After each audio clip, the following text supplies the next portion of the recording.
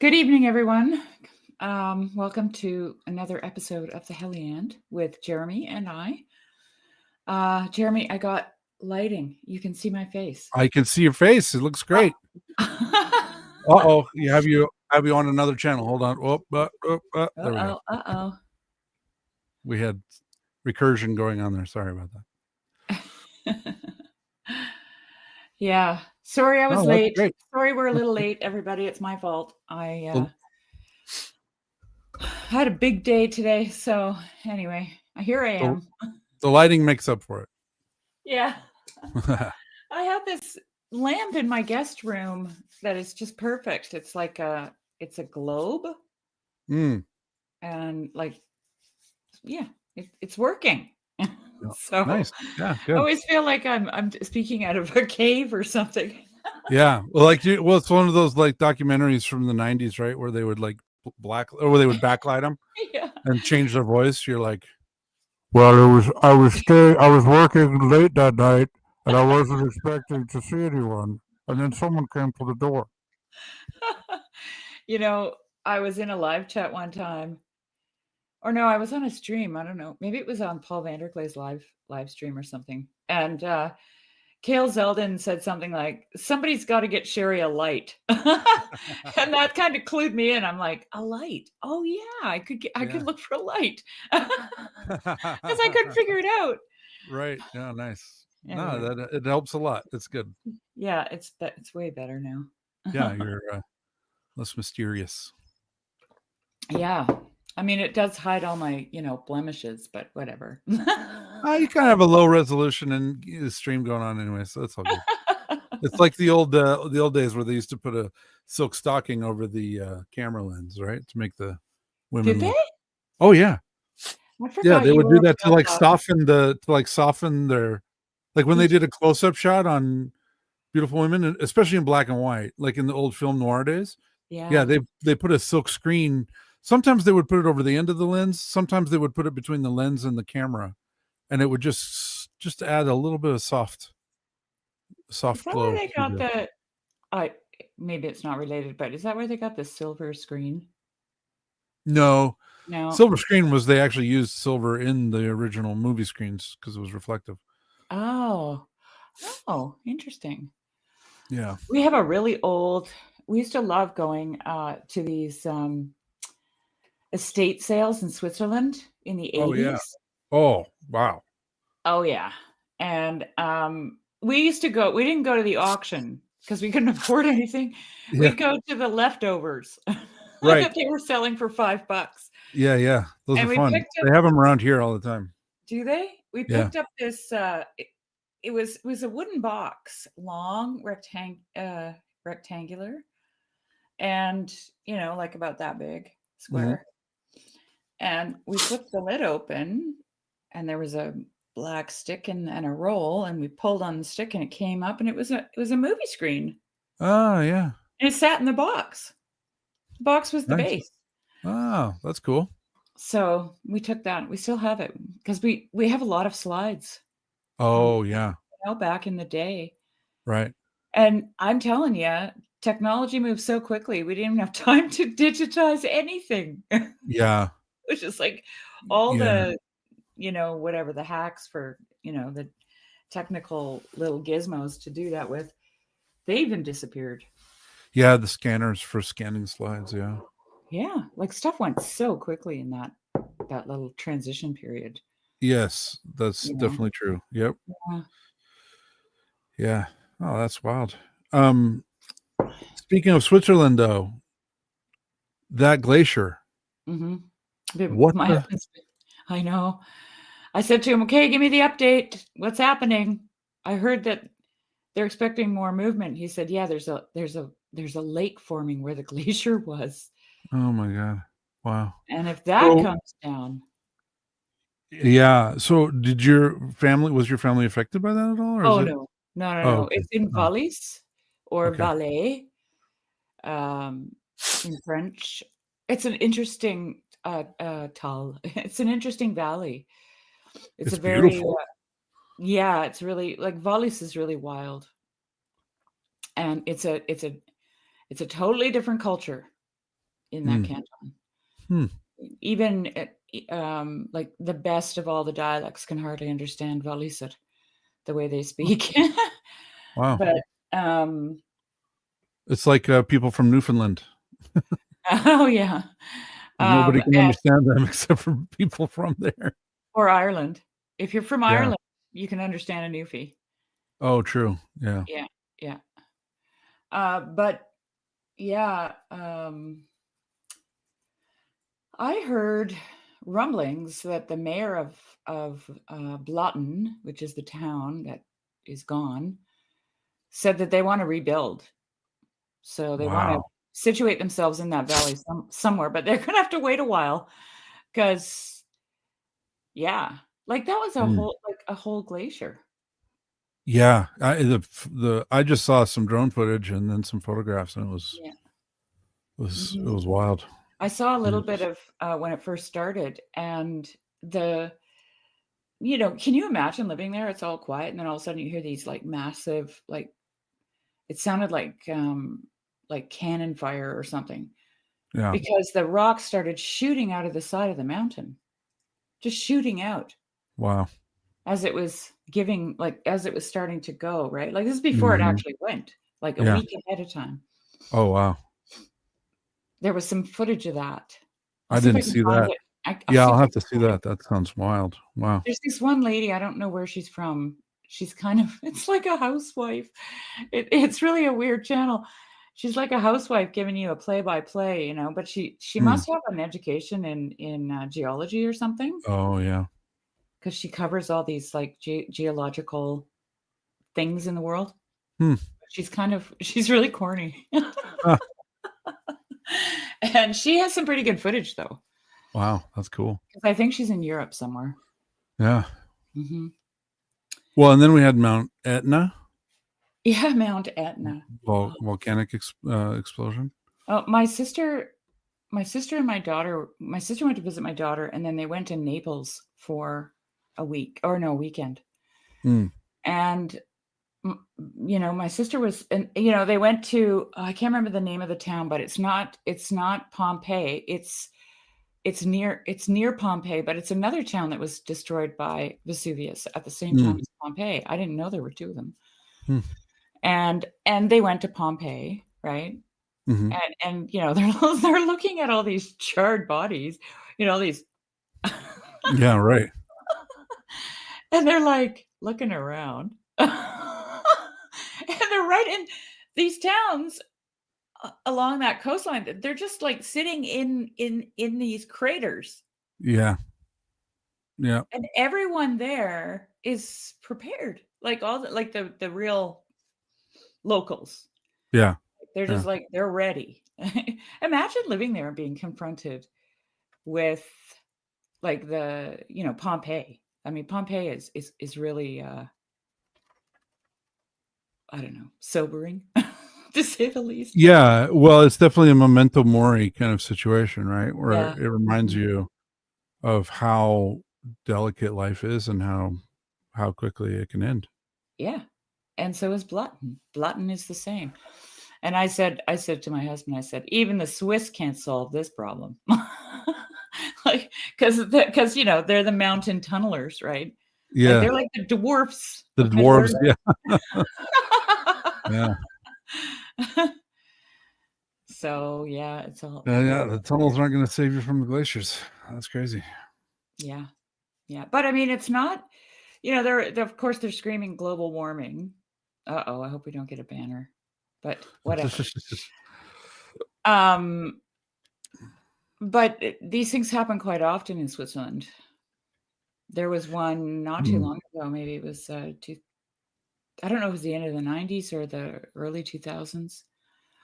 I'm just the name of the town it's a bigger town actually. And the slide came down like beep, right right in front of it. Wow. Like it's still there. Hmm. But yeah, That's crazy. the mountains are moving. But this mountain lost altitude. Did you know? Really? No, I didn't know that. Yeah. I didn't Yeah, read a lot of the details. That's wild. it's shorter now. Yeah. Wow. Um Jeremy, do you want to open with prayer before we Yeah, forget? sure. I have it ready. Cool. Illumine our hearts, O Master, who lovest mankind with the pure light of thy divine knowledge. Open the eyes of our mind to the understanding of thy gospel teachings, and plant also in us the fear of thy blessed commandments, that trampling down all carnal desires, we may enter upon a spiritual manner of living, both thinking and doing such things as are well pleasing unto thee. For thou art the illumination of our souls and bodies, O Christ our God. And unto thee we ascribe glory, together with thy Father, who is from everlasting, and thine all holy, good, and life-giving Spirit, now and ever, and unto the ages of ages. Amen. Thank you. Yeah. So tell me about your week. My week. Man, I'm even trying to remember. Because my daughter graduated a couple of weeks ago, and then so last week I don't like not much, just like hanging out at the house, right? Like just relaxing and keeping Is it up hot with the there? yard. It got really hot. Yeah, it got hot. It was like 2 days ago, it was like 93, which is like I don't know, it's okay. 38 in the Freemason unit. I remember when it was Let's see. those temperatures. I know you're always just trying to cut off my joke. You're like, I don't want to hear it anymore, Jeremy. My country is so lost. The last thing I want to hear is that I'm living in a Freemason system. Well, we are too. So join the party. Even though we don't use the Freemason measuring, we use Freemason government system. So it's not much better. So it was about 34 Celsius here. Oh yeah. That's just hot. Under 34 Celsius. So it was really high. Yeah. Especially this time of year. It was crazy. That's like way out of the ordinary. But then it cooled back down. So now it's like mid 70s, which is beautiful. That's about what it is here. Yeah. And it's only at the height of the day. Like, it's cold in the morning, cold in the evening. Yeah, ours has gotten back to normal. It's nice. So but it was good. Just that nothing too serious, nothing too crazy. Just living life. Yeah. Same here. Enjoying the weather. Yeah. We had some rain. That's really good. Been doing some photography lessons with my daughter. That's fun. Oh yeah. Yeah. She got real cameras or? Yeah, she got a nice camera for graduation. Yeah. So that was one of my past careers, was photography. So I've been teaching her the ropes. Yeah. I've had a lot of jobs. Is it a digital photography or it is? Yeah. Okay. Yeah. I mean, it's digital. I don't even know where you could go with, if you were to do anything. We have a lab. We have a couple of labs locally that'll process film still. Oh yeah. There's one that's really nice. I have an old camera from the 40s that shoots 4x5, and it is just a blast to shoot on. So the negative itself is like this big. Oh. So then you can make really big like enlargements that are just crystal clear. It's really great for landscape stuff. So, and they'll still process it, but it's not cheap, and it's like half-hour drive to get to the lab. So. Oh wow. Yeah, it's definitely I'm sure like actual photographers must prefer that. Don't you think? No, not really. I mean, most people have transitioned to digital just because digital has a lot of strengths too. It's much easier to process the pictures. It's much easier to edit them. It's much easier to, because you're not in the darkroom anymore. You're actually doing it just in Photoshop. And then the other nice thing is you can take a lot more shots and pick the best ones, right? Instead of just hoping, instead of having to be skilled, you can just take the shotgun approach and hope you get lucky, right? It's better to be lucky than skilled. And that's kind of what's happened. So now, where you used to go out and take 50 or 100 pictures, now you go out and take 500 pictures, Yeah. So it's just a trade-off. I have to tell you that this is not about photography, but it's about my day. I'm working on. I've got a tent set up at the lake, and I'm working on just cleaning up around it. There's a lot of deadfall and trees in the way and stuff like that. And so I went out there this morning at about 9:30, and I got there, and there were two loons on our lake, Hmm. and they were way on the other side of the lake. And I So called it to was literally a toonie. them. Two loonies. Yeah, two loonies became a toonie. Anyway, I called to them in loon language, you know. Yeah. I'm not going to try doing it here. Okay. I'm not good at it. And they called back. Really? And then I was like, "Nope." So I did it again, and they did it Yeah. again. Wow. And I did it again, and they did it again. And then they came swimming over all the way across the lake, and they hung out right at the shore while I was working. It was Whoa. amazing. It was amazing. Oh, that's amazing. Yeah. Wow. Yeah.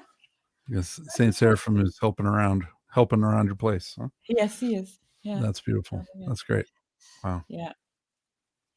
Well, we're on to song 13 in the Heliand. Yes. Jeremy? Sounds good.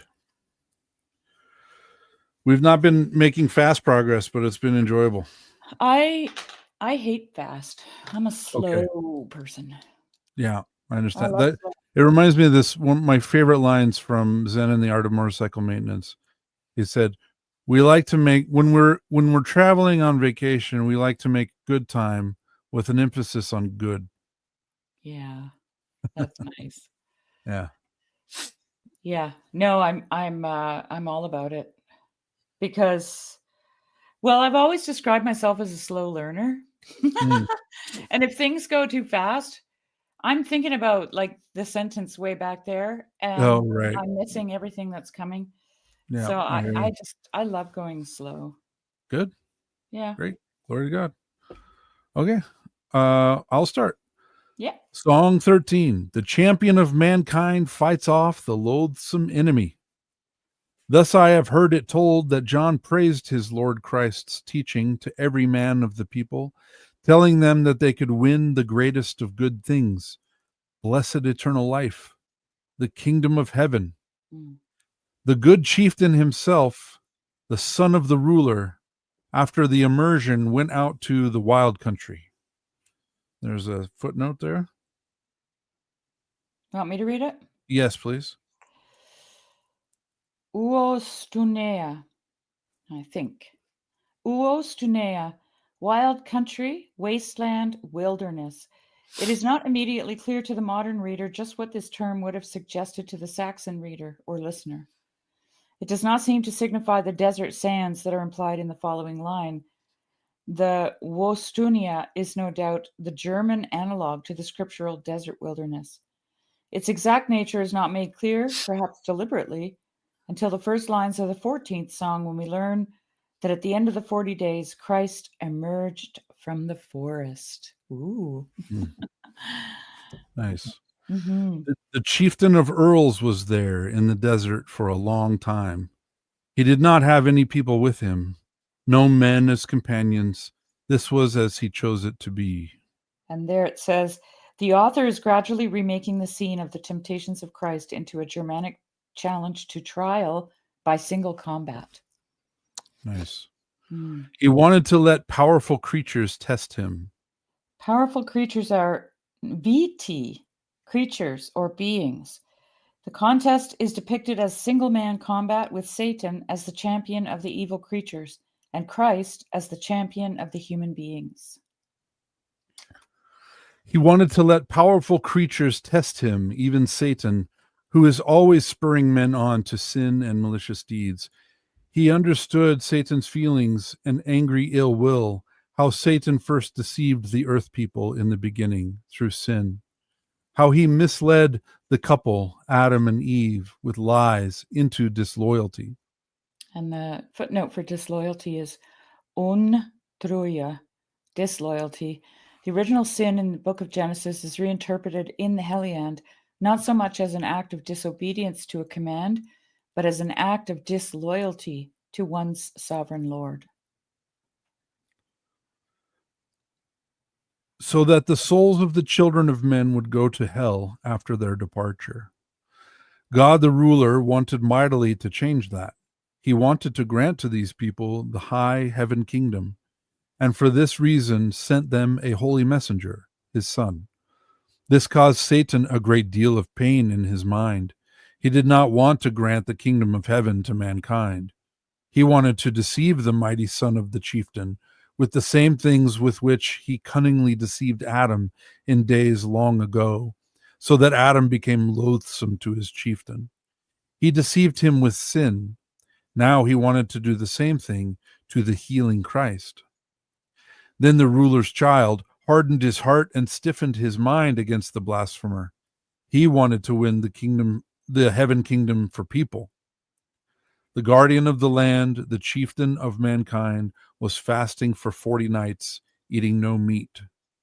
For that entire time, the evil creatures did not dare to approach him. There's the footnote is the author gives a new twist to the 40 days of the fast. It is not that 40 days is a commonplace of the Old Testament, but rather that the power of Christ, even at fasting, is so great that the forces of evil did not recognize him and were afraid to approach a person of such supernatural ability for fear he must be the Almighty God. For that entire time, the evil creatures did not dare to approach him. Interesting. Okay. Yeah. The evil-minded serpent. And the serpent is nidhudig, hate-minded. This adjective would seem innocent enough until one recalls that it is the name of the horrible serpent with a capital S, the snake of the dark underworld that in Germanic religion is eternally devouring the hidden roots of the cosmic tree of life, and is locked in an unending verbal single combat of taunts with the eagle of heaven who nests in the crown of the tree. The serpent's name is Nidhogg. Christ is thus contending in single combat in this retelling of the story of the temptations with a very powerful enemy, an ultimate enemy in the old as well as the new religion. Oh man, that just gave me goosebumps. Yeah, that's amazing. Eating at the roots of the cosmic tree and taunting the eagle in the crown. Okay. Yeah, that's beautiful. Mm. The evil-minded serpent enemy, nor speak. Oh, sorry, I will start. For that entire time, the evil creatures did not dare to approach him, the evil-minded serpent enemy, nor speak to him face to face. Satan thought he was simply God, the mighty one, without anything of human nature, simply the holy guard of heaven. But when he let himself feel hunger, and because of his human nature, began to want food after 40 days, then the enemy came closer, the murky causer of harm. Murky is murky, Mirki, in Saxon. This attribute seems to carry overtones of the dark realm from which Grendel and his mother come in Beowulf. Mm. That's interesting that we've kept that word, right? Yeah, murky. Yeah. The murky causer of harm, thinking now for sure that he was simply a man. Satan spoke to him. Then in his words, the spear enemy greeted him. If you are God's son, he said, why do you not command these stones to become bread? If you have the power, best of all those born, heal your hunger. Then the Holy Christ responded, people, he said, the children of men cannot live by simple bread, but they are to live on the teaching of God in this world, and they should do the works proclaimed aloud by the holy tongue, by the voice of God. Human life for any people whatsoever is to want to do what is commanded by the ruler's word. Then the horrible enemy came closer and began to try another way of tempting his Lord. The peace child of God suffered the will of the evil one and granted him power so that Satan could test his mighty strength. He allowed the people, so he could test his mighty strength, and the his is capitalized, referring to Christ, not Satan testing his own mighty strength. Right. He allowed the people herder to lead him to Jerusalem, to the shrine of God, looking down on everything, and set him down up there on the highest of all houses. The evil one said to him mockingly in a mighty voice, "If you are God's son," he said, "glide down to earth. It was written long ago in books that the Almighty Father has commanded his angels that they are to be your guards of any of your ways and to hold you in their hands.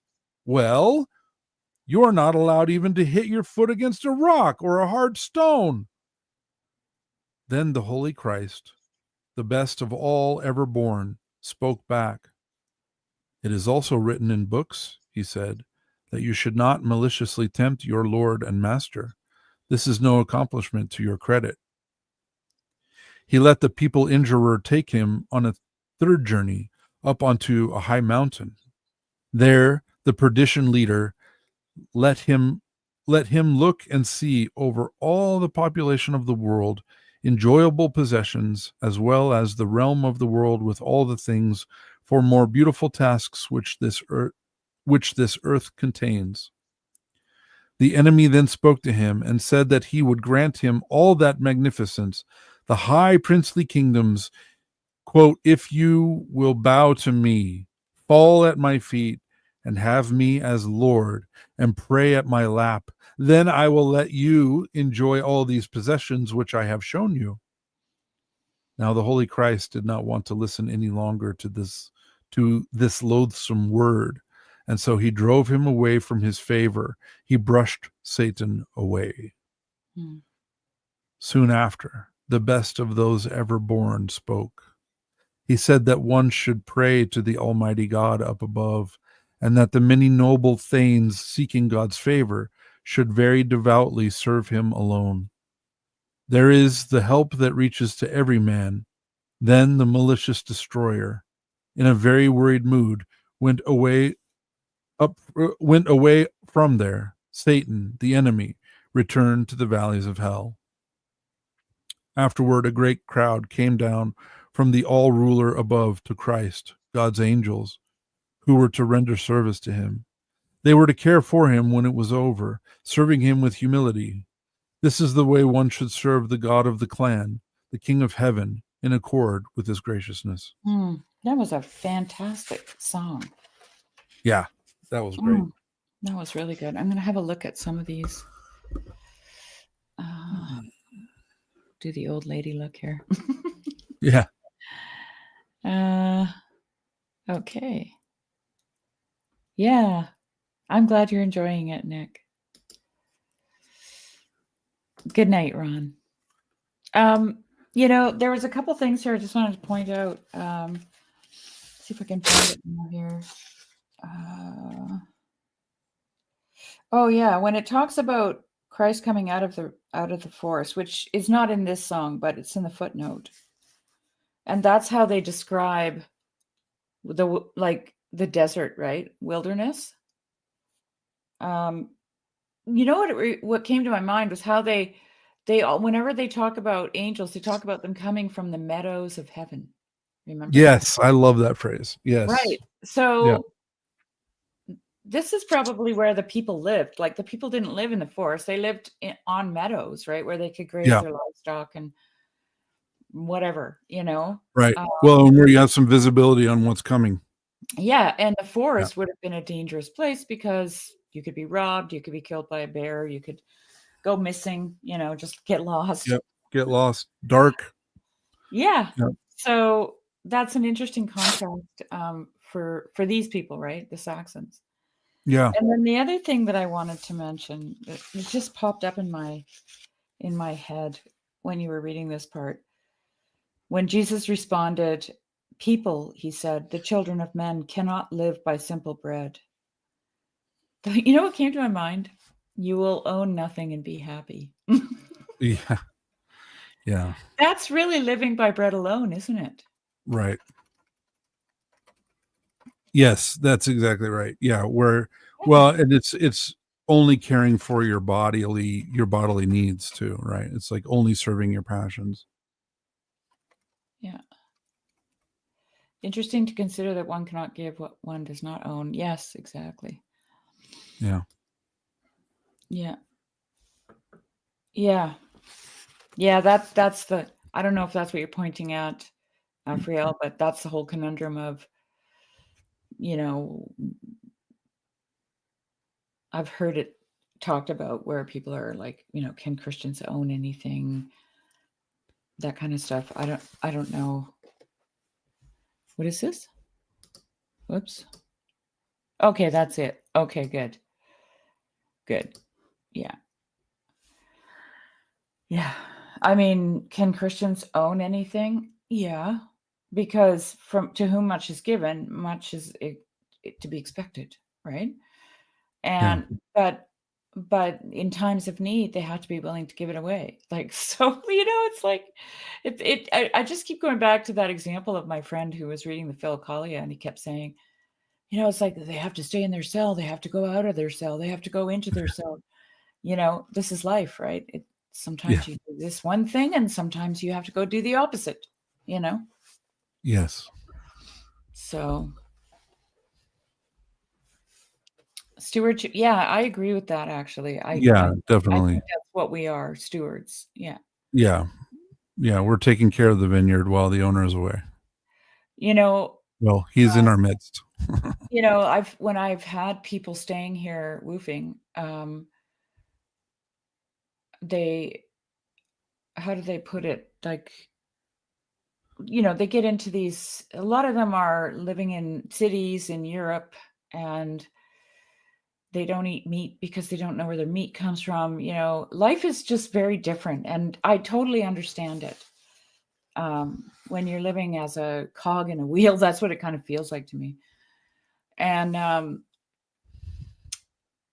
I say to them, you can't solve all the world's problems. Like, I can't stop them clear cutting all around my property, but I can tend to the thing that's been given to me, right? That's mine. Yeah. And be a good steward of that. And so that's what you can do. You got 4 walls, tend your garden, It's a good place I think that's what cleaning your room is, from Peterson. Don't look at my room right now. It's absolute disaster. Like, I got to go back to the basics on that one. Dr. Peterson, please forgive me. I pray for you and your family. Please pray for me so that I can clean my room, because that is one thing that has been neglected for a bit. Will we get a Peterson banner now? All these words at the bottom, that'd be funny. Like, Wikipedia is like, Jordan B. Peterson was a professor of psychology at the University of Toronto, but now anyway. I'm going to let you read again because you read so good. Okay. Oh, thank you. Glory to God. Song 14. Christ, the mighty chieftain, chooses his first warrior companions. The happy child of God remained for a long time in the deep forest until the time came when he felt he would rather make known his great strength to people. He then left the protective cover of the woods, his desert dwelling. His desert dwelling, there's a footnote. This is not a contradiction, but rather another striking example of the author's poetic technique of placing the Semitic scriptural concept, alone and in the desert, in parallel to its equivalent Germanic meaning, alone, deep in the forest. Which is, where a lot of the fairy tales, go, right? Yeah. Deep into the forest. He then left the protective cover of the woods, his desert dwelling, and made his way back to the company of earls, to the great crowds of people, to the comings and goings of men. He went to the shoreline of the Jordan. There John found him, God's peace child, his Lord, and the Holy King of Heaven. When John saw him walking along there, he said to his followers, the heroes, "That is the Lamb of God who will take away evil sin, the crimes of mankind from this wide world, the great chieftain, the strongest of kings." Christ, God's own child, then set off for Galilee land, journeying to his friends, to the place where he was born and beautifully raised. There he, the most powerful of kings, told his clan relatives in words how they should repent of their own sins. He told them that they should make themselves regret their many injurious deeds and chop down the evil they had done. Now has come to pass what the ancients said long ago when they promised you heaven's kingdom as your help. It has now come to you through the power of the rescuer. And the rescuer is Neri Undone, savior, rescuer, someone who sustains life.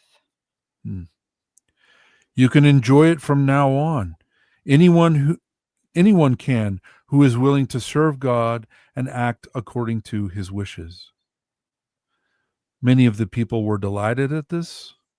The teachings of Christ were very sweet to the warrior companions.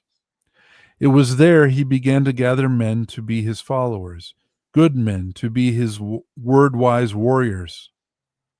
He walked along the shore of a body of water where the Jordan has created a sea on the border of Galilee land.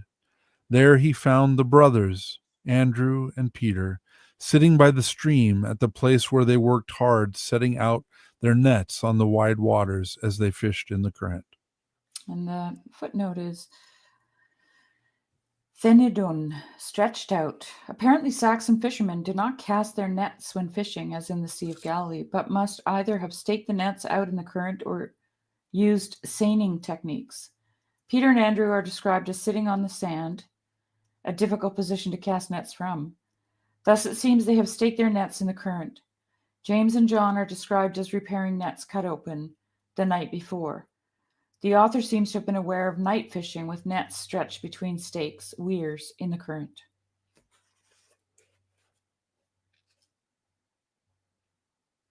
It was there on the seashore that the peace child of God himself spoke to them and told them to follow him. The constant emphasis on the water's edge as the place where Christ called his disciples leads the reader or listener to another level of meaning. By the seashore or river, by the water's edge, is where many of the author's Saxons lived and where he must have felt them to be called to be Christ's companions. Wow, that's beautiful. He told them that he would give them so much of God's kingdom.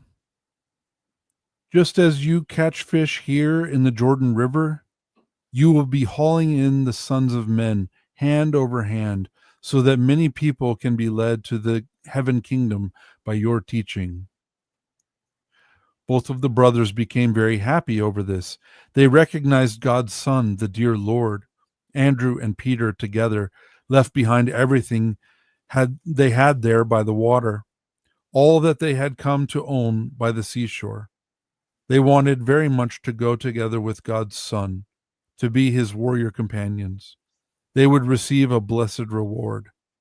This is what all good people do who want to deserve the Lord's favor and carry out his will. As they came farther along the seashore, they came across an old man and his two sons, James and John, young men, sitting by the sea. The father and his sons were sitting up on a sand dune. They were hard at work with both hands, repairing and reweaving the nets that they had torn the night before on the water. God's blissful child told both of these young men to come with him on the journey.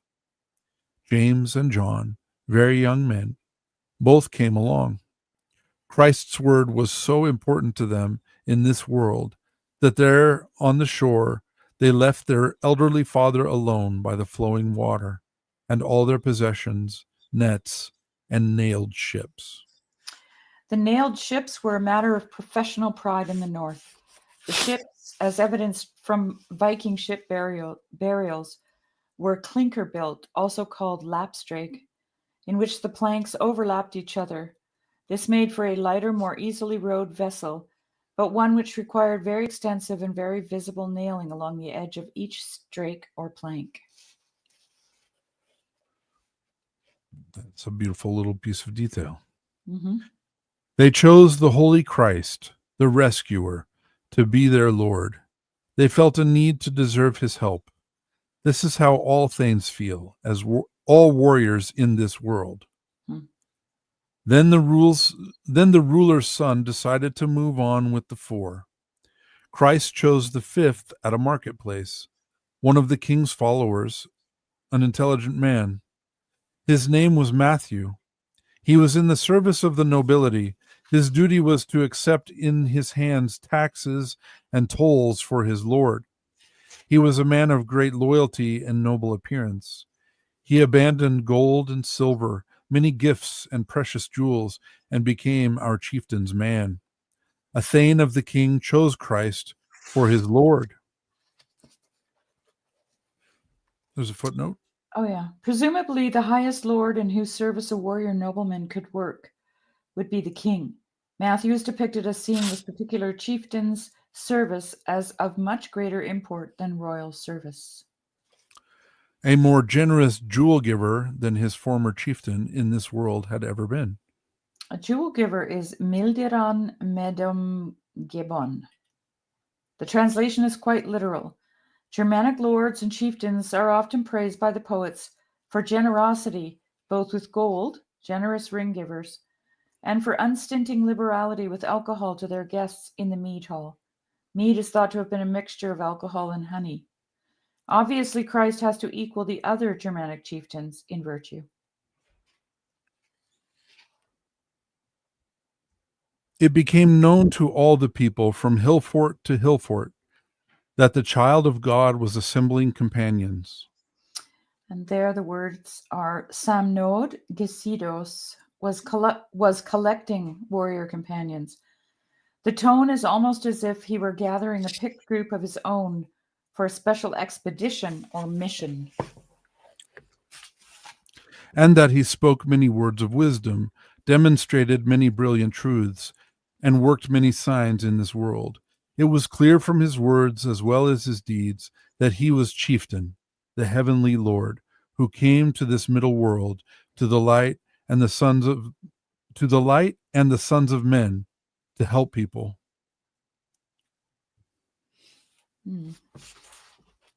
All right. Song 15. The mighty rescuer calls 12 to be his men. He often made that very visible in that country, where he brilliantly performed so many signs, where he healed the crippled and the blind with his hands and cured many people of the worst diseases and sicknesses, long-term suffering, which the enemy inflicted upon the sons of men. The people came every day to the place where our chieftain was with his retinue of warrior companions, so that there was a great crowd of people there from many clans, though they did not all come with the same intent, nor did they all want the same thing. Some were looking for the ruler's son, many of the poorer people needing food, so that they could get donations of meat and drink from the people in the crowd there, since there were many good thanes there who gladly gave their alms to poor people. Some of them were of the Jewish clan, sneaky people. This is quite a change from, quote, those fighting men renowned for their toughness, unquote. The description of the sons of Israel given in the first song of the Heliand. That's how they were described, right? They were described as those fighting men renowned for their toughness. This change reinforces the idea that there is a hidden polemic in the first song against imposed imperial government, Charlemagne's imposition of rule on the Saxons, which is left aside in this passage. They had come here to spy on our chieftain's deeds and words. They had a sneaky attitude of mind and ill will. They wanted to make ruling Christ loathsome to the people, so that they would not listen to his teaching nor act according to his will. Some, however, were very wise men of intelligence and of worth before God, the elite among the people. They came to the teaching of Christ in order to hear his holy word, to learn it, and to do it. They had firmly grasped their faith in him with devout minds. They became his thanes, so that after their last days he would lead them up to the greatest thing for a human being, God's kingdom. And in parentheses, not enormously subtle implication occurs throughout the Heliand that the intelligent and wise, as well as the noble and those of no duplicity, come to Christ to be his thanes. He gladly received so many of mankind and promised them his protection for a very long time, as well as he could do. There was a huge crowd of people assembled there around the famous Christ. He saw them coming together from every land and from all the wide roads, warriors from powerful peoples. The story of his fame had spread afar to many people. Then he moved mightily up onto a high mountain, the most powerful person ever born, and sat apart. He chose for himself 12 good, loyal men to be the followers whom he, the chieftain, wanted to have around him every day from this day forward in his personal warrior company. He then called them by name and told them to approach him. Andrew and Peter, the two brothers, first, and with them both James and John. They were precious to God. He was generously disposed toward them. They were both by birth the sons of one man. God's Son chose them, good men, to be his followers, many men truly outstanding. Matthew and Thomas, the two Judases, and the other James, who was his own cousin. They were born of two sisters and came from the same clan. Christ and James were good kinsmen. Christ the rescuer had brought the number up to 9 loyal men. Then he told the 10th to go join the warrior companions. His name was Simon. He also told Bartholomew and Philip, who was with him, loyal men, to leave the other people and to come up onto the mountain. Then the 12 walked together, fighting men, headed for a secret council, to the place where the wise ruler sat. Wise ruler is radand, and it means the support-giving one, or the advice or counsel-giving one. This is a participle construction parallel to the other 3 very common ones in the Heliand. Ualdand clearly implies divinity and may therefore not have had parallels in Saxon secular language. Does the structure come from Latin? Of the 3 equivalent Latin participles, adjuvans, potens, salvans, only the second, omnipotens, strikes one as being in such common usage in Jerome's New Testament and early ecclesiastical Latin as to have imposed itself upon the author. The nouns, on the other hand, adjutor, helper, and especially salvator, healer, savior, are of quite frequent occurrence. It seems, therefore, that these heroic-sounding and constantly repeated participle nouns in the Heliand are not Latinate, but may echo instead old forms used for the gods in Saxon and Germanic epics and prayers.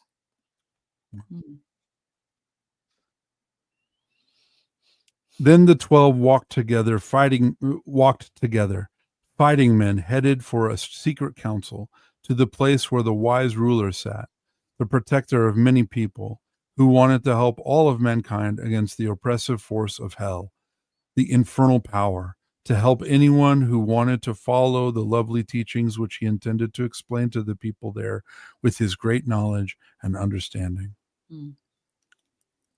This is so beautiful. I love it. Yeah, I have lots of thoughts, but you can, just keep going. Okay. Yeah. Song 16, the chieftain's instructions on the mountain, the 8 good fortunes. Then the warrior companions whom he chose from among the people gathered closer around Christ, the ruler and rescuer. Wise men were very eager and willing to stand around God's Son, intent on his words. They thought and kept silent and wondered what the chieftain of peoples, the ruler himself, would want to say out of love for these people. Then the land's herdsman, God's own Son, sat down in front of the men. He wanted with his talk to teach the people many wise sayings, how they could perform the praise of God in this world kingdom. The holy chieftain sat there in silence and looked at them for a long time, with tender feelings for them in his mind and generosity toward them in his heart. Then he unlocked his mouth And the ruler's son instructed them in words about many amazing things. Moreover, Christ spoke in wise words to the men whom he had picked to come to his talk, to those men who were of all the inhabitants of the earth, of all mankind, the most precious to God. To them he spoke in soothsaying. Soothsaying in the Heliand, or truth-telling, is fortune-telling. The 12 apostles hear their fortunes, those of mankind, in a private circle around Christ, just as Mary and Joseph did in the temple from Simeon and Anna in Song 6. In the hands of the author, fortune-telling becomes a very rich recontextualization of the 8 Beatitudes. They are made into an interesting revelation of mankind's good fortune, told by the ruling God, the fortune teller. Wow. He said, we didn't get very far. We have another footnote. He said, Yep. quod, quoth he. This verb solemnly introduces each one of the Beatitudes. It implies that these are the very words themselves spoken by the soothsayer. Quod stands out by its exclusive use and repetition in this passage, in the absence of other common words for saying, segian, and sprechen, to provide variety. This use of quod heightens the ritual and oracular feeling of the Beatitudes in the text, but frustrates any easy translation. He said that those were fortunate here in this middle world who were poor in their hearts through humility. Blessed are the poor in spirit, for theirs is the kingdom of heaven. I think every one of those. Do you want to skip those? Yeah, we can skip those. They're the Beatitudes. If you don't know the Beatitudes, you should go to Divine Liturgy, where they're sung at the beginning of every Divine Liturgy. Yeah. Or you can look in your Bible, I guess, if you're a modern. Matthew 5, starting at verse 2. There you go. That's where they are. So I'll start again. He said that those were fortunate here in this middle world who were poor in their hearts through humility. To them is granted the eternal kingdom in all holiness, eternal life on the meadows of heaven. He said that those too were fortunate who were gentle people. They will be allowed to possess the great earth, the same kingdom. He said that those also were fortunate who cried here over their evil deeds. In return, they can expect the very consolation they desire in their master's kingdom.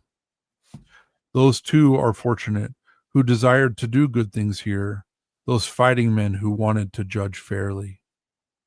With good things, they themselves will be filled to satisfaction in the chieftain's kingdom for their wise actions. They will attain good things, those fighting men who judged fairly here. Nor will any people want to deceive them with secrets when they are seated there at the banquet. Fortunate as well are those who have kind and generous feelings within a hero's chest. That might be okay. No. Within a hero's chest, the powerful holy chieftain will himself be kind and generous to them. Fortunate also are the many people who have cleaned their hearts. They will see heaven's ruler in his kingdom. He said that those too were fortunate who live peacefully among the people and do not want to start any fights or court cases by their own actions. They will be called the chieftain's sons, for he will be gracious to them. They will they will long enjoy his kingdom. Sorry, I'm going to read 79 because that's interesting. Okay, sure. Blessed are the peacemakers. So those two were fortunate who live peacefully among the people and do not want to start any fights or court cases by their own actions. This must have been a sensitive one for the author, especially in view of his warrior audience.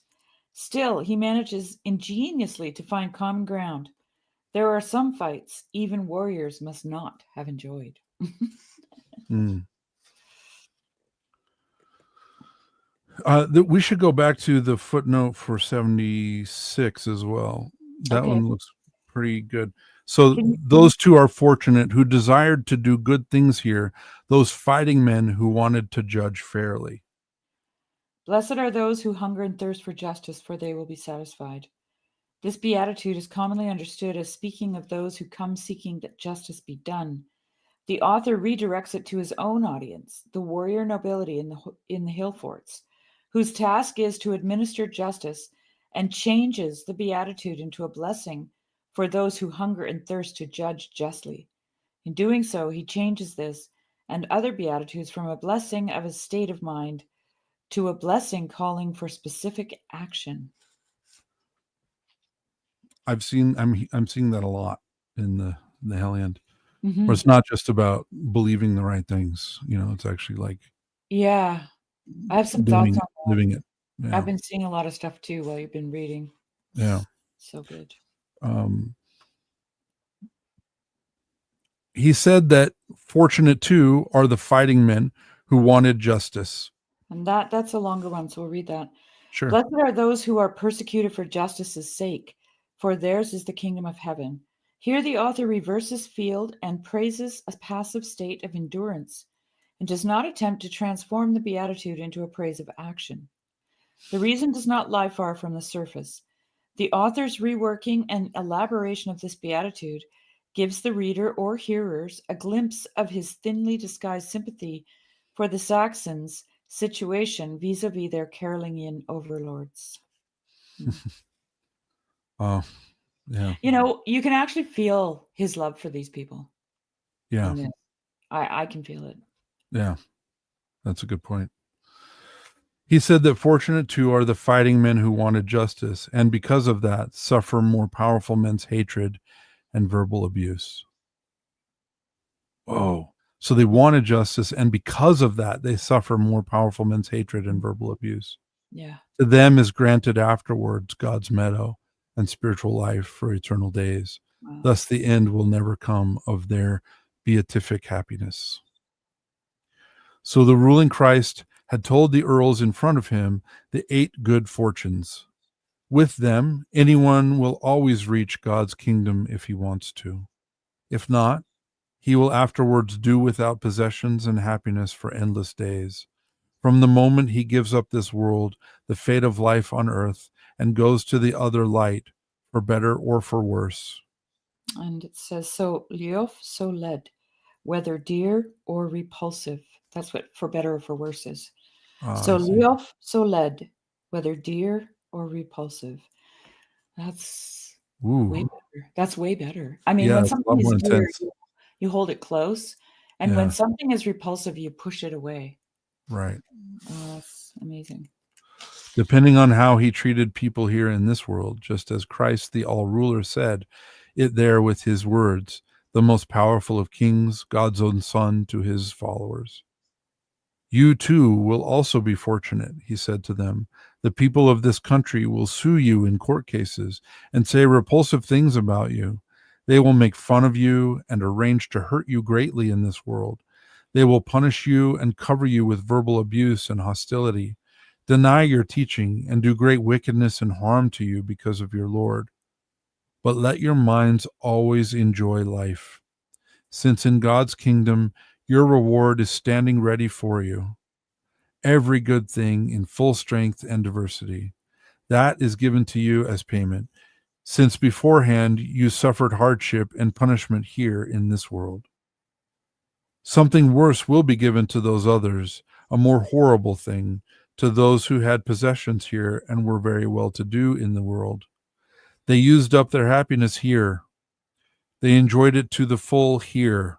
In return, those heroes will suffer with something more skimpy after their departure. They will weep over their misery. Those who here before were joyful, who lived according to their every desire, the ones who did not want to omit a single thing, no immoral idea or dirty deed, which their emotions spurred them on to. When their reward comes to them, evil hardship, they will look toward its end with grave concern. Those who so much followed the will of this world will become deeply worried in mind and in heart. Now you are to reprove them for such evil deeds, and stop them with words, as I will now teach you, my companions, in true words, in soothsaying. From now on, you are to become this world's salt, sinful men's salt, to heal their deadly deeds. Oh, okay. Botion, make better. That's the word for heal. The Heliand author transforms the salt analogy of the gospel from one of discipleship as having a taste improvement role for the world to a medical one of with salt seen in its other role as a painful antiseptic for improving the condition of wounds. The disciples are thus given a much more active, if more abrasive, role in the Heliand. Wow. I'm with the Heliand on that one. Yeah. From now on, you are to become this world's salt, sinful men's salt, to heal their deadly deeds, so that they, the people, can turn to better things and cease from doing the enemy's work, the devil's deeds, and head toward the kingdom of their chieftain. Thus you are to turn many of the people with your teaching toward following my will. If, however, any of you turns away from this and abandons the teaching which he is supposed to be doing, then he is like the salt which people scatter all over the beach. The sons of men kick it with their feet when they are on the sand. It is worthless. So will also be with the man who is to tell God's word to human beings. If he lets his feelings doubt, so that he does not, with a clear mind, want to urge people toward the kingdom of heaven with his speech, nor to recite God's spell, but rather vacillates in his words, the ruler will become extremely exasperated, enraged at him, and so also will the sons of men. He will be despised by all the peoples of the world, by everyone, if his teaching is worthless. Wow. I think we should stop here, Jeremy, because Okay. the next one is instructions on the mountain, and there's just so much in here. I want to drop a let's see here.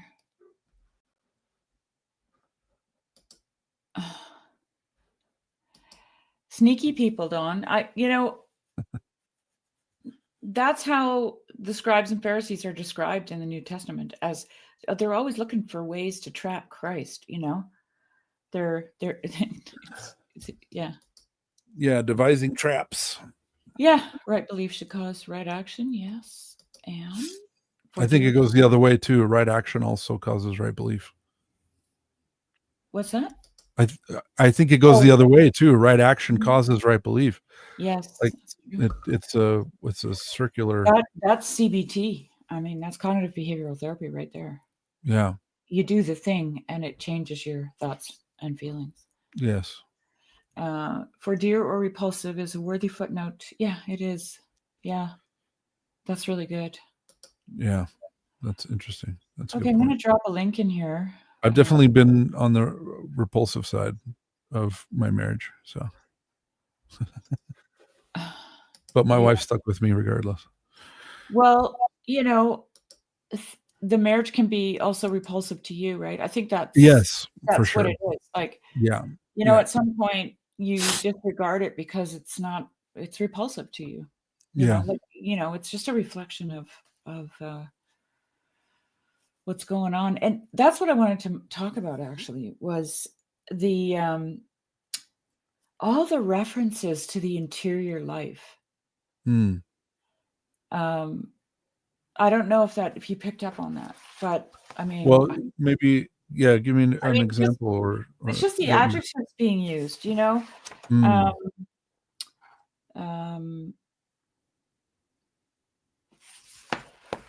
it's very, it's like, it says, the entire time the evil creatures did not dare to approach him.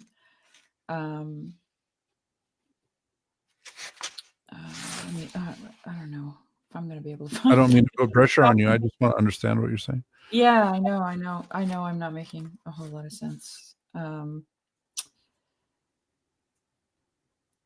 Well, all the different, so you've got the happy child of God, the holy Christ, you've got the peace child, the Lamb of God, the Holy King of Heaven, the word-wise warriors, God's own child.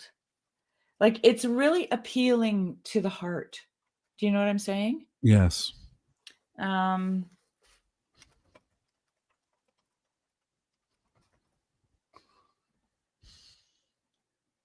God's blissful child told both of these young men.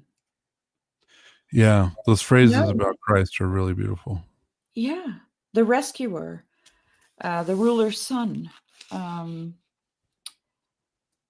And Matthew was a man of great loyalty and noble appearance. What else do I want? I should have underlined them in here while they were popping up, because these are kind of the obvious ones, but there were more nuanced ones. Oh, here, Andrew and Peter, the two brothers, first, like that. It's stated they were first. Okay. Yes. And James and John, they were precious to God. He was generously disposed towards them. They were both by birth the sons of one man. You know, like it.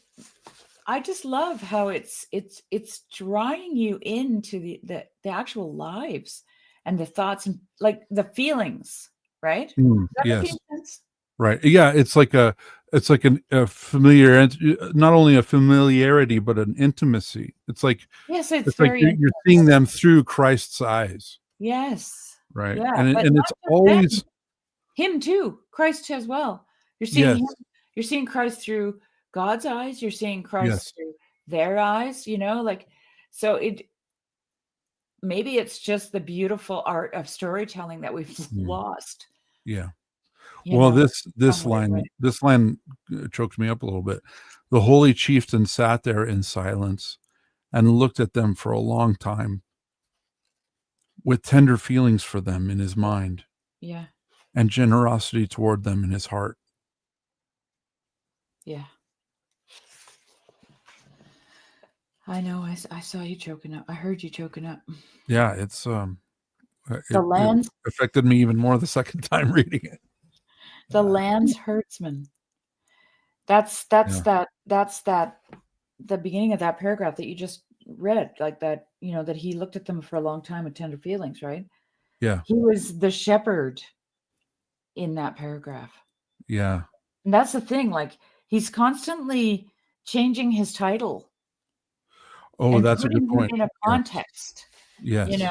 Right. Like he's the peace child, and he's the healer, and he's the all ruler, and he's the God's own son. And sometimes he says God's own boy. Yeah. Protector of many people. Yeah. Yeah. Yeah. The peace child of God himself. Yeah. Yeah. Yeah. Just these, man, you could just copy those out into a long list, and that would be a very beautiful poem. Yeah. Yeah. I was thinking, it would be really interesting to go through, because it contextualizes also, what Jesus is saying to them, where he is. How does he describe him when he's being tempted in the Psalm 13 where we started? Oh, he's here. The good chieftain, the son of the ruler. Okay, so he's coming on with the guardian of the land. I liked before that. I liked where he said, "Then the ruler's child hardened his heart and stiffened his mind against the blasphemer." Right. He wanted to win the heaven kingdom for people. Mm-hmm. Like that. Like he became the lead.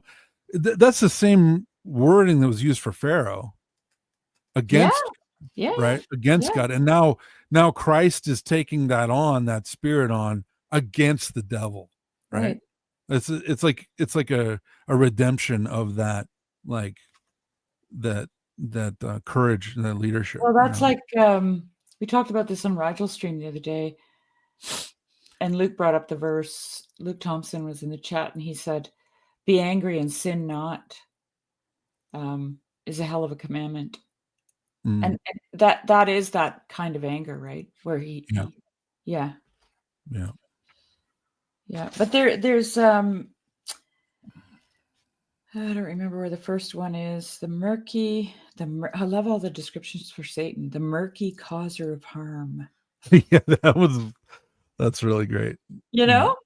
The spear Uh, enemy the as well. spear enemy. He's the spear Um, enemy. Yeah. and then the people hurt her, like Hurter, herder, Yes. not herder, but hurter. That's Satan. And then he calls him also the people injurer. Yeah. Let the people injurer take him on a he let the people injurer take him on a third journey. Yeah. And hell, just for those listening, it's Hel. And I think there was a footnote in the beginning of how that correlates to an actual place in Saxon mythology as well, like an underworld. So they understood it, interestingly enough. Yes. And then all the places where he changed the context of the fishermen and stuff, like that they were using stretch nets across the river instead of casting nets. Yeah. And when James and John leave their elderly father, that always bothered me, by the way. When I was reading it in the scriptures, I'm like, Yeah. how is that a good thing? Leave your old father all Yeah. alone mending nets. Well, I didn't like mending these nets anyway. Bye. Have fun, Dad. But it never says that his father protested, right? Right. Mm-hmm. But and then to find out in the footnotes that these people were also living by the water and fishing. Yeah. How great the story must have been to them. Right. Right? Yeah. They would have totally Right. related to it. And also the leaving the elderly father. Like, I'm sure that they cared for their elderly, right? They lived in community. Right. Um That just it showed again how important it was. Right. And how they recognized the chief, right? The Yeah, how chieftain. they recognized Christ. Yeah. Yeah, that's possible too. Afriel. What if their father told them? Yeah, it's possible he did. Oh, well, if I know anything about that culture, I would know that they wouldn't go without their father's blessing, right? Like, Yeah. they would ask him if they could go, and he would bless it. Maybe blessed, and off they go. Yeah. Oh, that's really good, Nick. The best way to tell a universal story is to tell a particular story. That's right. Yeah, that's right. Yeah. I got the impression some of these fishermen employees or servants in addition to the son, so maybe not. Yeah, possible. True. Although they were very poor. Like St. John Chrysostom talks about how poor St. John the theologian was. Like, he was just saying, because he made a big point of it, because he was just talking about how, like, the prelude to the Gospel of John in John chapter 1 is like one of the greatest philosophical treatises of all time. And he's like, it was written, he's like, you do not understand how illiterate and uneducated this man was. Like, he was the poorest of fishermen. He knew nothing. Like, he was illiterate. The whole Gospel of John and the Revelation, the Apocalypse, was all written by a scribe. It was all recited to them, to him. I mean, by him to a scribe. He couldn't read or write. And yet, the Gospel of John is by far the most profound of the Gospels, theologically, right? So it's like they were extremely poor. So you could see it either way. Either they had servants and so it wasn't a big deal, or you could see it as it was a great sacrifice to leave their father, but they knew what they were doing was worth it because they recognized Christ for who he was. I think there might have been, because we talked last week about what's this? Oops. I'd like to study that stuff about the origins of the revelation of St. John the Divine. I'm not sure I understand your... Yeah, me either. I'm not... Well, I will say, if you want to learn more about the Apocalypse, like Father Peter Hears has a long series that he did I think it's still in process actually on the Book of Revelation. And what he's actually doing is just going through a commentary that was written, or it was actually given. It was oral commentary that was given as a series of lectures by an elder on Mount Athos about the revelation of St. John, and Father Peter Hears is basically sharing that commentary and adding his own commentary to it and kind of laying it out. But it's a very in-depth review of the Book of Revelation if you're interested in that.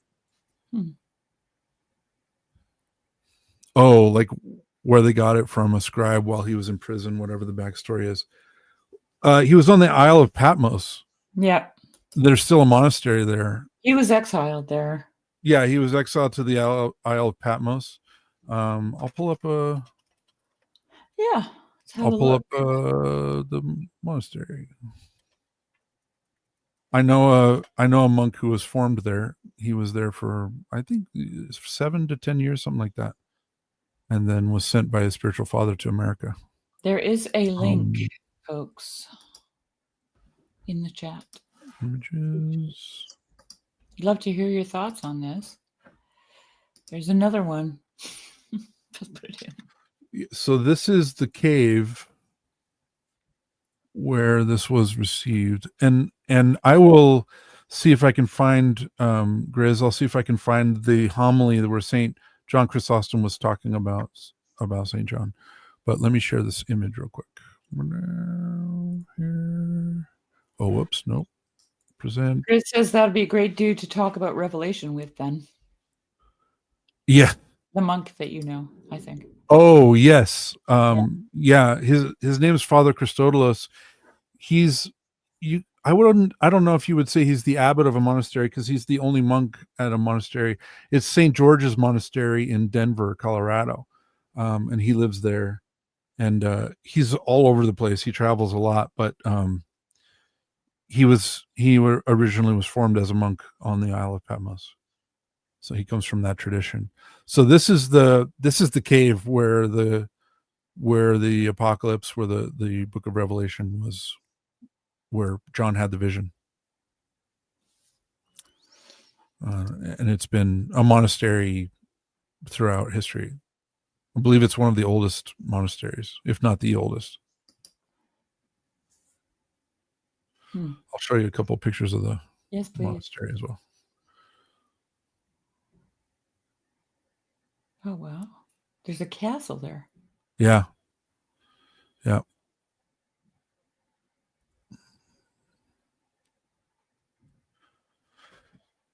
Yeah, that's the monastery of St. John.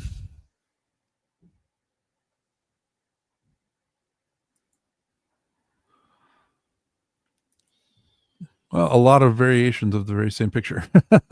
Oh, here's a bigger picture of the cave. So this is the cave where he received that revelation. You can still go there today.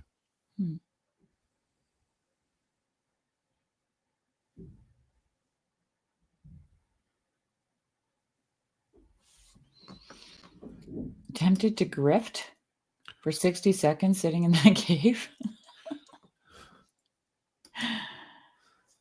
Oh, look at that. Oh, whoops. I'll go back. Sorry. I love that. Yeah, very old icons. Let's see if we see anything else. Here's there's a beauty shot. Beautiful. Look at that. That is just amazing. Yeah, that's a very Greek picture. It is. The white and the blue. Yeah. But yeah, anyway, I will look up that. I'll look up what homily that was.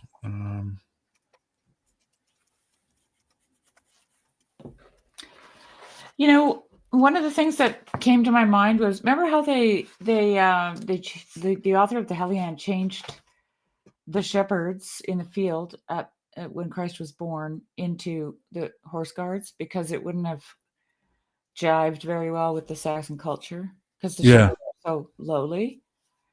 So I wonder, I guess the fishermen must have been like an upper class in Saxon culture. Not upper, but like a middle class or something, right? Yeah, at least respectable. Yeah. Well, they were earning a living and they were providing food for the community. And, so he didn't feel the need to turn them into nobility, Right. even though Jesus is the chieftain and he's looking for warrior companions. Right, so there's a status thing going on in their culture is very much hierarchical, the Saxon culture. And Yes. and so, like in the previous chapters, he changed a few things in the story because of that. But here I'm just like thinking to myself, these fishermen must have had some kind of status in the community. That's Right? interesting. Yeah. Yeah. Yeah. Yeah. I think you're right. Yeah. Yeah. Must have been like a cool job. Yeah. Yeah. I don't know how it was in Middle Eastern culture, like it, because when I think about fishermen in primitive cultures, I guess they could have been like the merchants of their day or whatever. I mean, they were. I don't think so. I think it was lower than that. 'Cause they Was it? were, yeah, they didn't own much. And it's kind of like Old Man in the Sea by Hemingway. That I think is Mhm, that. They were very poor and kind of lived hand to mouth, like if mhm. they didn't catch fish, they didn't eat that day. I think Peter was exceptional in that he owned several boats and had people working for him, but I don't think most of the fishermen were in that state as far as I understand. Like But because weren't it they was also? like a very like, it was like the birds, like just looking for food, whatever food they find that day is what they eat. Yeah, I just wonder because I mean they would not only just be fishing for their families, they would be fishing to sell the fish in the market. Like that's what fishermen do, Yes, true. Yeah. right? Yeah. Oh, nice. Hello, Opera. How's it going? Good. How are you? I'm doing well. Very good. Okay. Pop on So and say hello. Yeah, thank one you. second. I will share a link of these are all of the homilies on the Gospel of John that were done by St. John Chrysostom. So these are all commentaries on the Gospel of John, including in homily 2 is where he's talking about how poor St. John was and how like he was completely illiterate and yet was able to share the most beautiful poetry of all time. I'll see if I can share the link. We'll see if it works. It says it failed to post. You can just pop it up on Okay. the screen here, Jeremy, and we can show people. They can Okay, I'll do that. they can maybe frantically search for it if they want. Yes. If I knew how to use the computer. Here we go. That's it. Sure you do. So homilies on the Gospel of John. This is on New Advent. So it's www.newadvent.org, fathers, and then 2401.htm. I don't know if you can see that. I don't know Well, if you you can can just even see that. follow the links at the top. Home, Fathers of the Church, homilies on the Gospel of John Chrysostom. Yes. So it's newadvent.org if you go there. And Oh, interesting, Don. and then he also does homilies on the book of Revelation as well. So and there's a ton of homilies by there's all the writings of church fathers here. So Yeah, this the is New Advent huge. website is amazing. That's Yeah, where it's a huge resource. I read or started reading Origins on First Principles there, but then I bought Teddy Bear's work. Don says, I remember being shocked to read that traditionally in Bali, most people were afraid of the water and only designated fishermen would go in. I think that in most, I don't want to, Sorry. ancient cultures, something like that, people were not swimmers. Right. Yeah. I always wondered how could somebody No, I mentioned a word yesterday. Somebody wrote in the chat, self-deleted, and I'm like, does that mean? And I said the real word, and everyone Oh, goes, oh, don't say that. don't say it. Anyway, I was watching a thing on. Oh, look at that! Yeah, water and woods are for monsters. True. I was watching it. I found this great channel. You guys must know about it. It's got a lot of subscribers, over 1 million. Horses. Have any of you ever watched it? It's my new favorite place to be. It's just called Horses, but he does a ton of. I don't know.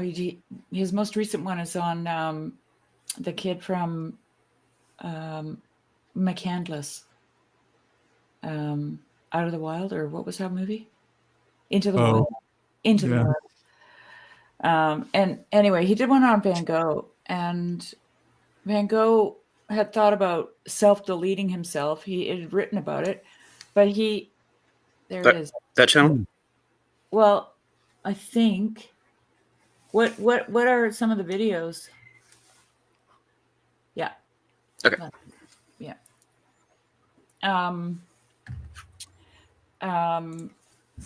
He had written about, but his method of choice would have been drowning, and I always wonder how do people do that? Like, wouldn't you just naturally want to swim?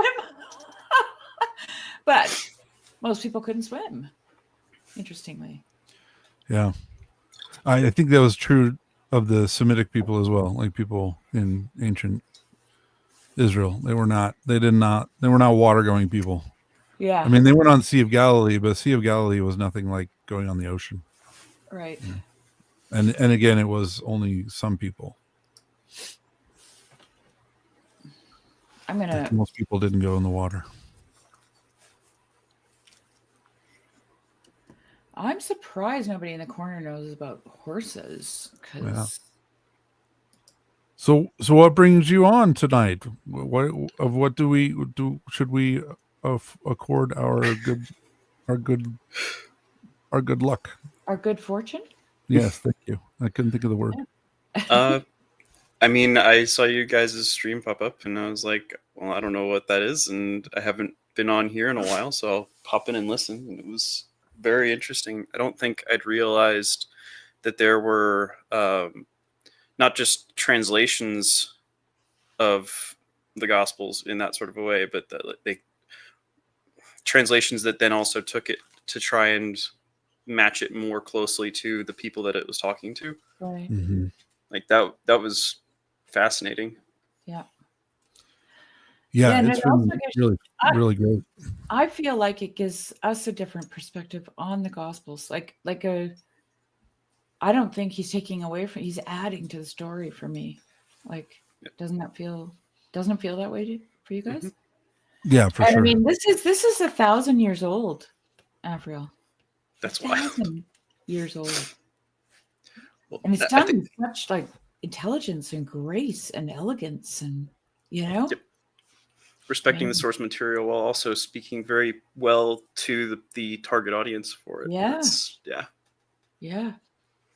I especially like because you don't really think about it in those terms a lot of times, but Jesus and the 12 disciples were warriors. They were fighting against something, just not in the physical way that we typically think of a warrior. They were word-wise, was the phrase he uses. Yeah, word-wise warriors.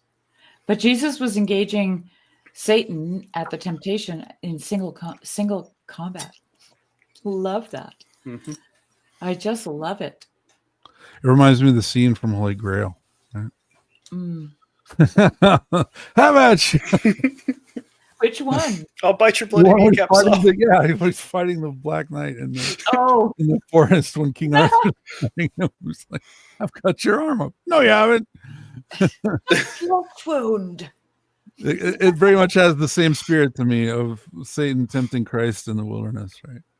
Like, if you want to pass, you must pass by me. Running away, coward. Exactly. Yeah. I'll bite your leg off. The French throw insults, right? So how did y'all come across this? Well, I was watching Martin Shaw talking about it, Okay. and I was like, "What?" So I ordered it right away, and then I told Jeremy about it, and he ordered one, and then he read it during Great Lent, Yeah. and then he mentioned that to me, and I said, "You know what? Let's just read it, because yeah, we're all about reenchantment here." Mm-hmm.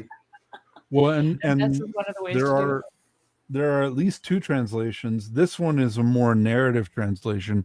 The one I read during Great Lent is actually a poetic. It kept the poetic form and a It's lot more written of the like poetic Beowulf, language. Afriel. It's written in the same manner as Beowulf. Yeah, Interesting. I'm trying to find it so I can show it to you. Yeah. Because it keeps the form. And this was before or after Beowulf? Geez. Around the same time, as far as I know. Let me see. Or maybe you want to Google it. I can, Go ahead. I'm gotcha. looking for the book. You're probably faster than me, Afriel. Pardon the typing noises. No worries. Oh, I may have taken it inside. Jeremy's disappearing from the screen. I'm looking for my book. He's getting sucked into the vortex of trying to find a book. Yeah. Oh man, not the first time.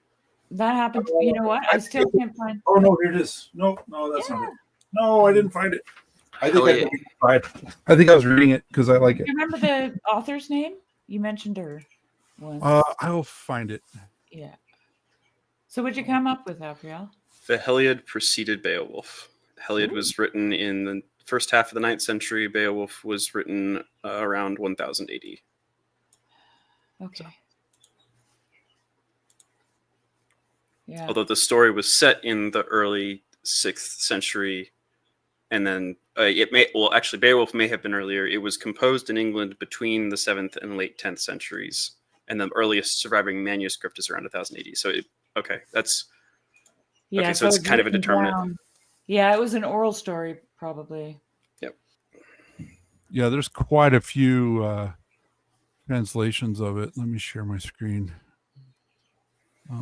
This one was recommended by Martin because it's more of a story and it's easy to follow along. Yeah, it's easier to read out loud. The poem is a little hard to read. Like to just get the rhythm, I'd have to practice it. Okay, so there's this one. This is the one that I read, the one by Mariana Scott, and it's the one that maintains like the poetic form. As far as it looks just like Beowulf, where it's got the two kind of a call response kind of structure. Yeah.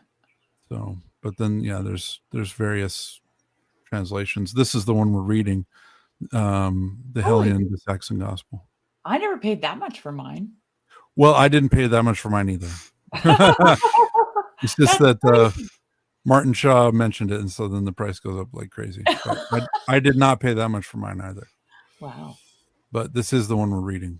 A translation by G. Ronald Murphy. I saw one further up in your list there that was also a translation by him, but it was only $41. Right there, the yellow, the gold. The beautiful. No, the one above. There's that one. Yep. Sorry. There's just enough of a lag for me to be off here. Maybe those are just commentaries. Are they? Or are they? Maybe those are commentaries. It might just be a different edition too. Yeah, it just could be a later printing. So anyway, it's beautiful. It's a beautiful thing. Yeah, I'm enjoying it a lot. It's I've mentioned it before, but it's like seeing the gospel through new eyes. Sometimes it gets a little like I'm too familiar with it, and this is like seeing it again through new eyes, and with different things being emphasized, different things being called out from the background. It's really I loved the rewriting of the Beatitudes. That's beautiful. Yeah. I think there is definitely a danger. I think that people have mentioned this before of trying to rewrite Bible stories that you can run into issues doing that. But I think that as long as you're trying to be faithful to the text, like this is, like, it's not an inherently bad idea. Like, I don't know. Well, like I don't think he's like trying to invent new things either. No. He's not like no. adding characters or adding what they No. were thinking, or that kind of stuff. Yeah. It's just slight tweaks. Yeah. And even those are not, like, it's not removing the original context of the story as it was originally told. It's just shifting the context to match the audience, like that. Yeah, that's really cool. Like I said earlier, Jeremy, I can sense his love for the people. Yeah. And that kind of love comes from a life of loving God. And that's what shines through to me in the Heliand, is this love of God and the love of the people. And he's not speaking down to them. Like in earlier episodes, Afriel, there was a footnote about how he actually encourages them in the sense that their Germanic gods were precursors to the story of Christ, right? He doesn't say they were, dirty heathens and they need to repent. You know what I mean? Like, there's none of that. Right. And so there's just so much love and care put into it. It's really quite impressive to me. Yeah. The chieftain of all chieftains. Yeah. Yeah. Yeah. And I mentioned I think it was on Fairy Stories episode. I came across, Jeremy, do you want to look up the Gosforth cross? See if you can find an image. Okay. Because I could, but I don't know how to zoom in. No problem. I need a zoomer. You just gotta press Control and then use the scroll wheel. Control. It kind of works. Scroll wheel. View image. Here we go. Press and hold Control, not just like touch it. Yeah. Share screen. I'm the kind of person, I feel, that when I press a button and things disappear, I panic. So maybe just leave it alone. Okay. Well, is there one that shows it as a diagram or like as a drawing, or to give us an idea? Oh yeah, sure. Yeah. Hold on. Let me share the stop. Share screen. This one. This one? There you go. So this Gosforth cross has the gods on it. It has Loki and Woden or Odin or Wotan. They're all the same. And I was talking about it on the on Fairy Stories with Nate and Eugene. And what's interesting is that the here, this page here, I'm gonna send it to you, Jeremy. Maybe you could pop it up here. You had a better drawing of it? Well, I think it's a website with a little more information. Okay, great. So, if I remember it correctly. Where's this link? I'm sending a link to you. Okay. To you. Right here. I hear birds. Do you have birds out there? Wait, I have 2 little chicks hanging out in the kitchen right now. Oh, I love it. Fun. Oh, that's just an image. Shoot. I thought I was sending you the link. Hang on. Okay. Here we go. I'm such a boomer. It's all right. My parents are boomers, so I'm patient. They taught me how to be patient with their boomerness. Well, do you know how to change the timer on this VCR? Yep. Flashing 12 o'clock. There it is, Jeremy. My family all they did was just they put a piece of duct tape over it. That's my origin story. That's one way of dealing with the problem. I have zoomed Modern before. problems call for modern solutions. I have zoomed, but I have to okay. remember how to do it every time I do it. So, these guys are here, so I'm just like, you do it. I'm just The being lazy. Gosforth Cross. There you The go. Gosforth Cross stands in St. Mary's Churchyard, Gosforth, Cumbria. The cross is 15 feet tall with a rounded tower shaft and a square section upper shaft. The sandstone is weathered, but much of the sculpture is still clearly visible. The early drawing below shows details that have now become obscure through recent deterioration. It dates from the first half of the 10th century and employs a form of Viking decoration known as Gaut's interlace. The name comes from its use on Gaut's cross in the Isle of Man. The cross is of particular interest because of a number of scenes that relate to scenes from Norse mythology. The next pages examine some of these mythological scenes. Next page. Let's go. Oh, here's the drawing. Oh, I'll go back to the drawing. Sorry. Here's the drawing. Yeah, so there. There we go. There you can see at the bottom, you can see the different scenes from Norse mythology. And I think they give you a description of what gods are on. It's Odin and Loki for sure. And then I think there's a Saxon god too. You can enlarge the image if you click on it, it says. I don't know. Yeah, I was trying to make it so you could see all of it at once. Okay. Yeah. But I can make it bigger for you. You might be able to right click and show image in new tab, and then that will. Guys, what? This is not my first time on the interwebs. I know, but like, it's already on its own in a new tab. Okay. Oh, you're not. Oh, you know what? I'm not sharing the tab. I'm not sharing the tab. That's why I'm being the most boomer of boomers right now. That's hilarious. Hold on. I'm not sharing the right tab. 1 second. I'm like, guys, I know what I'm doing. It's right here. Look at this. Look at it. But it opened in a separate window. That's hilarious. There we go. All right, there we go. See, we can do it. You were right. I should have listened to you this whole time. Yeah. So there's the cross with the better drawing. Look at that. And then, in the article they talk a little bit about this. But I was mentioning to Eugene and Nate that what I found fascinating about this is that they are present on the cross, and they're not present as being conquered. They're present as being a part of the story, which is exactly what the Heliand is doing. And it reminded me, Jeremy, of the Greek poets and philosophers being included in the narthex of the Orthodox Church. Yes. That entire, what would you call that? Ethic. I think it's an ethic. It's a respect.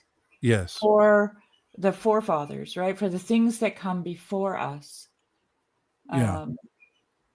So anyway, Saint Basil the Great said that the great literature, especially Homer, teaches you how to recognize virtue.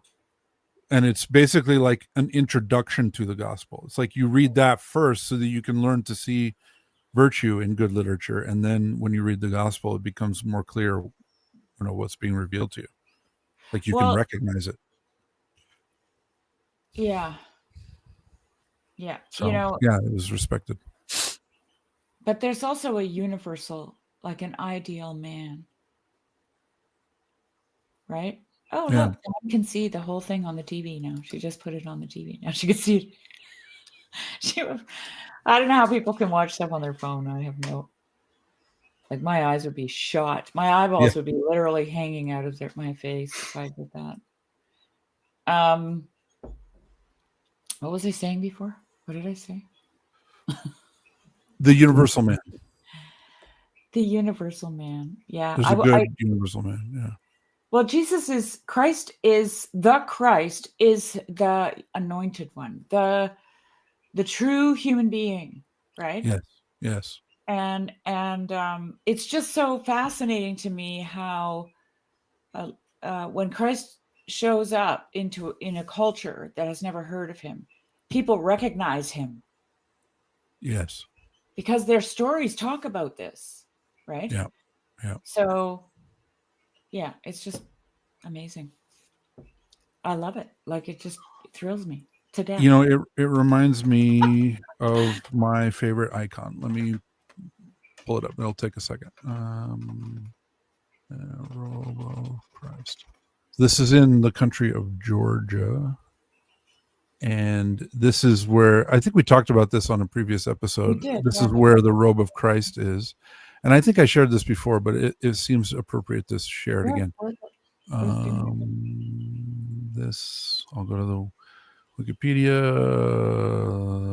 and it's this icon here. And am I showing that on stream? Yes, I am. Okay. Mhm. So this is very similar to me because it shows Christ and he's surrounded by the 12 apostles, but he's also surrounded by the zodiac. Yeah. Right. And so he's at the center.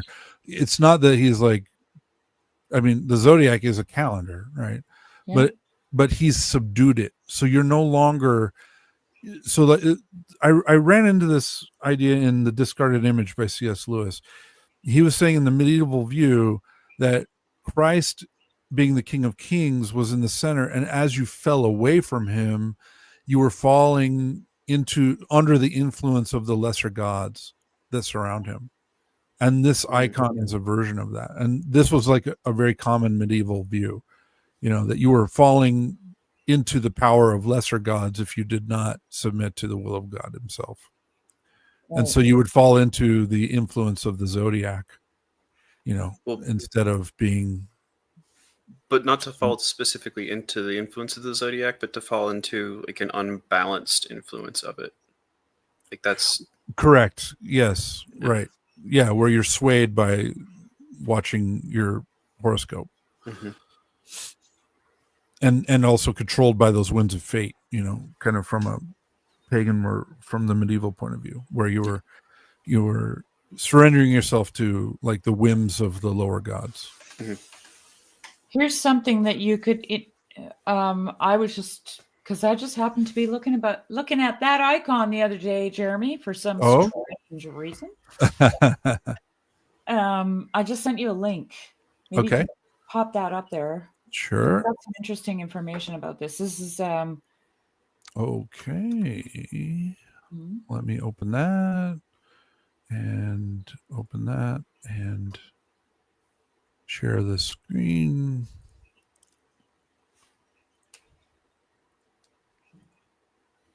Puppy's taking total advantage of your live stream. She has a captive audience. She's like, oh, he's not going anywhere. And he doesn't have a controller in his hand, so he has no excuses. Yeah. So have you got the article there, Jeremy, or just? Yeah, I just opened the image. I didn't know if you wanted to. No, I wanted you to show the article, actually. Okay. No. I just opened the image. 1 second. Sorry. Noobing it up here. Is it? Okay. Icons and their interpretation. Interesting. So let's go to share screen. That. Okay. Here we go. So icons and their interpretation, information for the objective student of Russian, Greek, and Balkan icons. Yeah. The Wheel of Time. In the Church of the All-Powerful Taxiarchs at Miliez on the Pelion Peninsula of Greece, there's an interesting fresco of a wheel that combines the zodiac with stages of human life and is in a form reminiscent of the Roda Fortuna, the Wheel of Fortune. So, and I don't speak other languages, and I speak all other languages with a rural Utah accent. Please forgive me. You're doing great. The Wheel of Fortune, so common in medieval and Renaissance art of Western Europe. Such a wheel in Eastern Orthodoxy is commonly called a wheel of time. At its center, we find this time-worn image.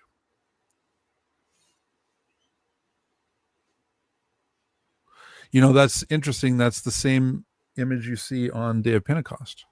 Yeah, it goes into it down below there. Ah, there we go. Okay. Does it remind you of anything? It should, but from quite a different context. We have seen this fellow holding out his cloth before in icons of the descent of the Holy Spirit at Pentecost. He is the crowned figure at the base. there he is. Look at that. Mhm. In those icons, he represents cosmos, the cosmos, meaning the world.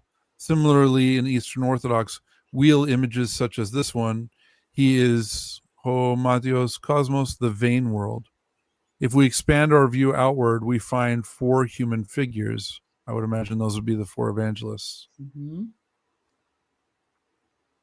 And also those would be the 4 corners of the earth. I And know. the 4 This is big seasons. stuff. This is big stuff. People pay close attention, okay? Yeah. I just want Clockwise, they are at the top. Spring, as a young as a youth. as a youth playing a stringed instrument. So that's here.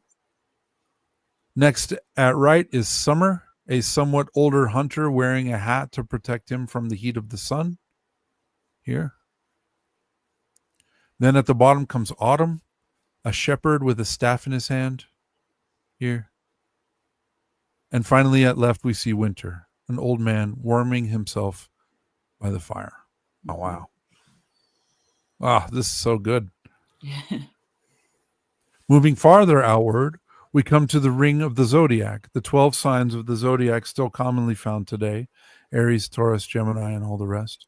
On the very outer, so let's look at that. So this is very similar to that icon. Yeah. That other icon we saw in Georgia had the 12 disciples around, though, which also could be the 12 lunar cycles or the 12 months of the year. Yep.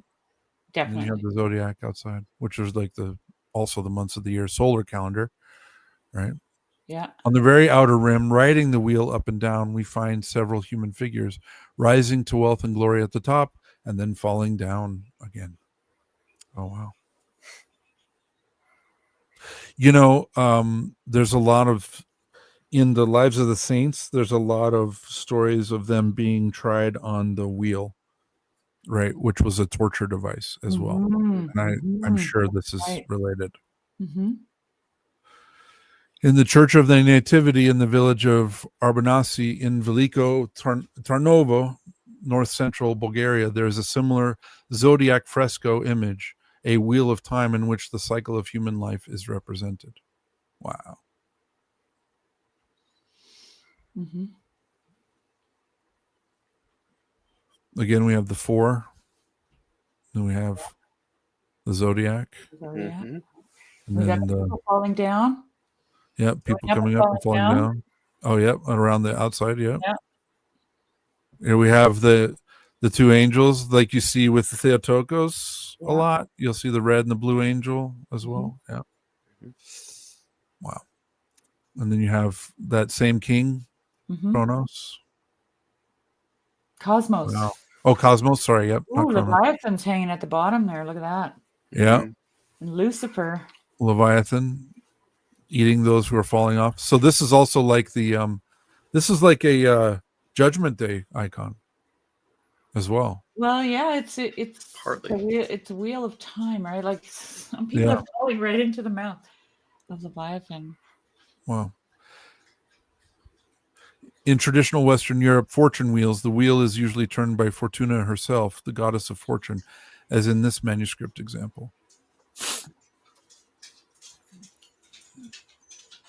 Wow. Same.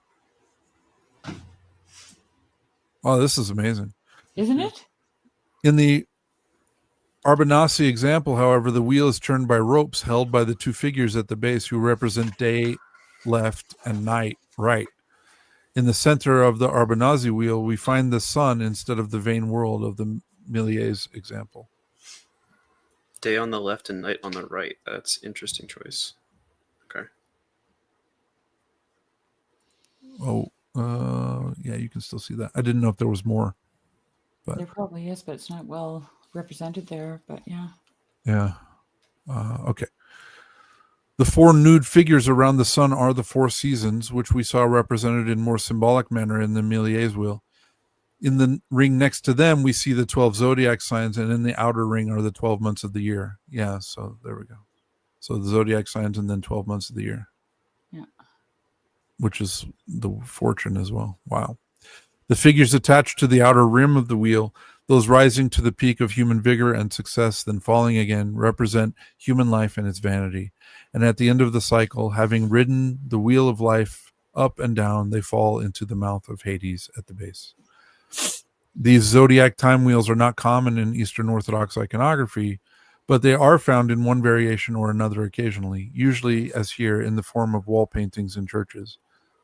When seeing such a wheel of time, also called a wheel of life, one cannot help thinking of those Tibetan images that also represent a wheel of life as the wheel of becoming, in this case, a wheel of rebirth. Wow.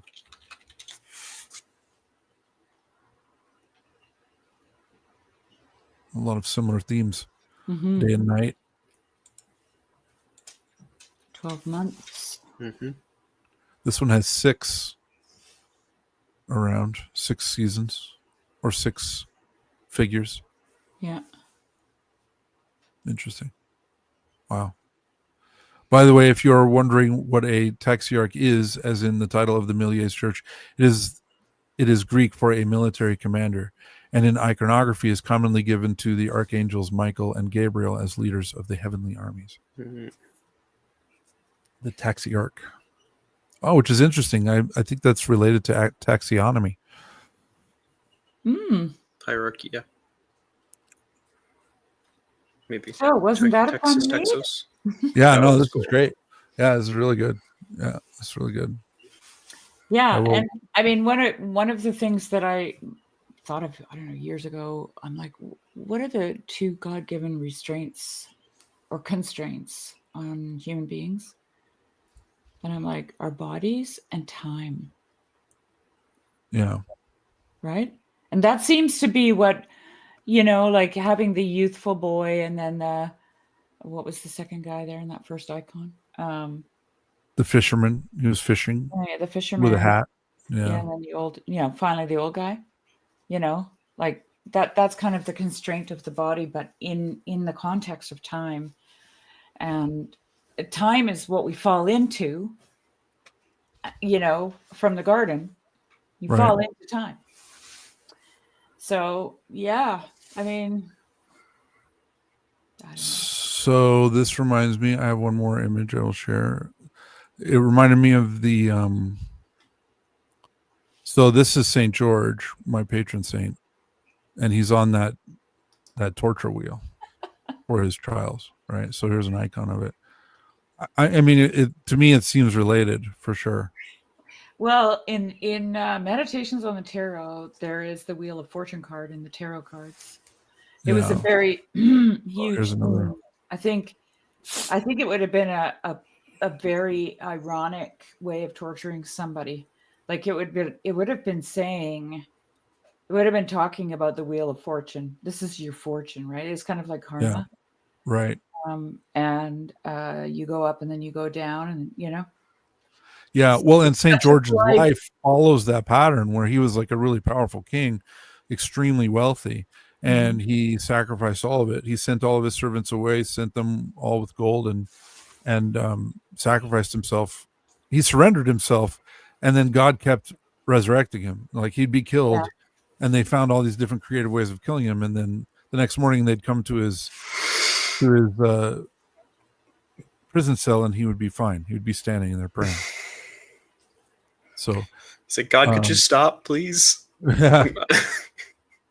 Somebody asked me, oh, it was in McMo's chill stream, because they were talking about happiness and joy. And I made the proposition that joy is fundamental to happiness, right? That joy is a deeper way of being in the world, and happiness is something you get from having things. Yeah. And someone in the comments said something about, they didn't think martyrs were too happy. They might have had joy and peace, but they didn't know about happiness. Because I said something about martyrs, I guess. I don't remember. But I responded to that because I thought, no, actually, like when you read about some of these martyrs, they seem happy. Yeah. They really do. Like, and this is the thing about the stories. Like, it was St. George, he just keeps getting killed over and over again, like in the most horrific ways. Right. He never repents. Like, he never caves. Right. Like, I don't know if you remember, was it, I don't know if it was on Lives of the Saints or I was reading something about, I know, it was in Deacon Ezra's mystagogy class. He talked about how the Romans were going around during the height of persecution, and they were forcing the Christians to go into the temples and sacrifice to idols, and then they didn't get killed. And if you didn't do it, you got killed. Mm-hmm. And there were probably a lot of people that were just, for whatever reason, they didn't want to die, and so they sacrificed to the idols. And I don't think they were happy after that. But the ones who didn't died, in terrible ways, right? And I actually think they were happy. I don't get the impression they weren't. They never begged for their lives. St. Ignatius is like, don't try to stop this from happening. I'm going to be born, he says. I'm going to be born. Right. One of the early trials of St. George, they were trying to poison him, and they gave him some wine that had been poisoned, and he did the sign of the cross over the wine, and he drank the wine, and then he was fine. And they were like, what kind of witchcraft is this? So they tied his hands behind his back and brought the wine to him again and said, now you must drink the wine. He said, okay, yes, but I have a question. Should I drink from the front of the glass, the back of the glass, the left side of the glass, or the right side of the glass? And he did the sign of the cross. He did the sign of the cross over the wine glass. And so then they gave it to him to drink, and he wasn't poisoned. And so then they had his hands tied behind his back, and they put him against a wall and told him that he had to keep his head against the wall and drink the wine. And so as they were bringing up the wine, they saw him making the sign of the cross with his eyes. And so then the king was mad and gave up, and then they found more creative ways of killing St. George. Who was this? St. George. Oh, St. George. Yeah, this was one of the ways they tried to kill him. Yeah. So, but it kind of goes along with what you were saying, where he was just like, he was brave and defiant, and not, he wasn't like morose, or he wasn't depressed, and he wasn't like beating his breast, right? He was just. Why is it even funny? He had surrendered. He had already surrendered. He was willing to just accept whatever came his way, right? And yeah, he was being funny. He was still clever, right? Yeah. So there's some deep happiness there, I think. Yeah. Yeah. I also find it interesting. You have the Wheel of Fortune, but then you also had a mention of the world at the center. Cosmos. Mm-hmm. Yeah, this is what I love about these ancient symbols, because there's nothing is left outside. And, I think that this is an understanding that because of our sectarianism, we've really lost. This is why the author of the Heliand can be so kind and loving towards the Saxon people and include their gods, because he has a cosmology that is expansive. It's huge. It's everything. Right. It's all the things. Yeah. Right. Comprehends all things. Yeah. Yes. And we're stuck in these little boxes. Lord have mercy. That's all I have to say. Mm-hmm. Oh, how's the end of that Emo Phillips joke go? Hang on. Mm-hmm. There's a joke by a guy named Emo Phillips. It's basically him talking about progressively more well-defined denominations as he's trying to talk a guy off of jumping off of a bridge. And he's like, well, are you religious? And he's like, yes, I'm religious. I was like, oh, are you Baptist? Yes, I'm Baptist. Well, me too. Are you Northern Baptist or Southern Baptist? Yeah, and he keeps going on and on and on. And then eventually there's one difference at the very end, and he's like, die, heretic. I've seen that one and I loved it. I was just Mhm. like, that's so true. That is so true. It's so sad. I mean, the place that I've kind of come to is as long as the eschatologies are compatible, we can negotiate everything else. Like, What's eschatology again? I always forget. of so, like teleology is like the end of a thing. Eschatology is like the end of the universe, so to speak. Oh, yeah. I'm probably butchering that, but that's the Well, general I think, gist of it. if you look into any of the ancient faiths, the eschatology is the same. There's always a redemption. It's a redemption story. The story is one of redemption. It's there. It's everywhere. Yeah.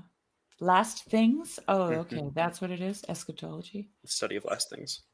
It always reminds me of snails for some reason. Escargot. We'll get to there, but it's going to be a long time. I guess they are related.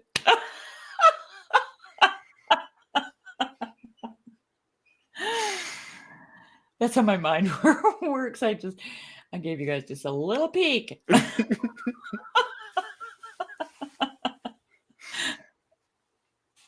I'm over here looking at Judgment Day icons. Are you? Yet you're smiling. Yeah, well, it's the joyful sorrow. Okay, let's see what you're looking at. Joyful sorrow.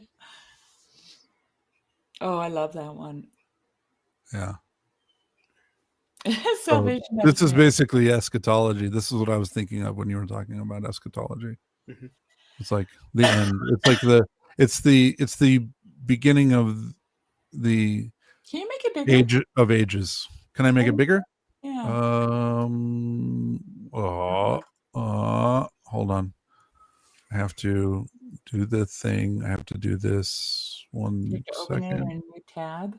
I did. Yeah. And actually share the tab this time. So There we go. Oh, that's nice. Yes, thank you. Now I can see it. My eyes are old. My brain is not, but my eyes are. I understand. I'm the opposite.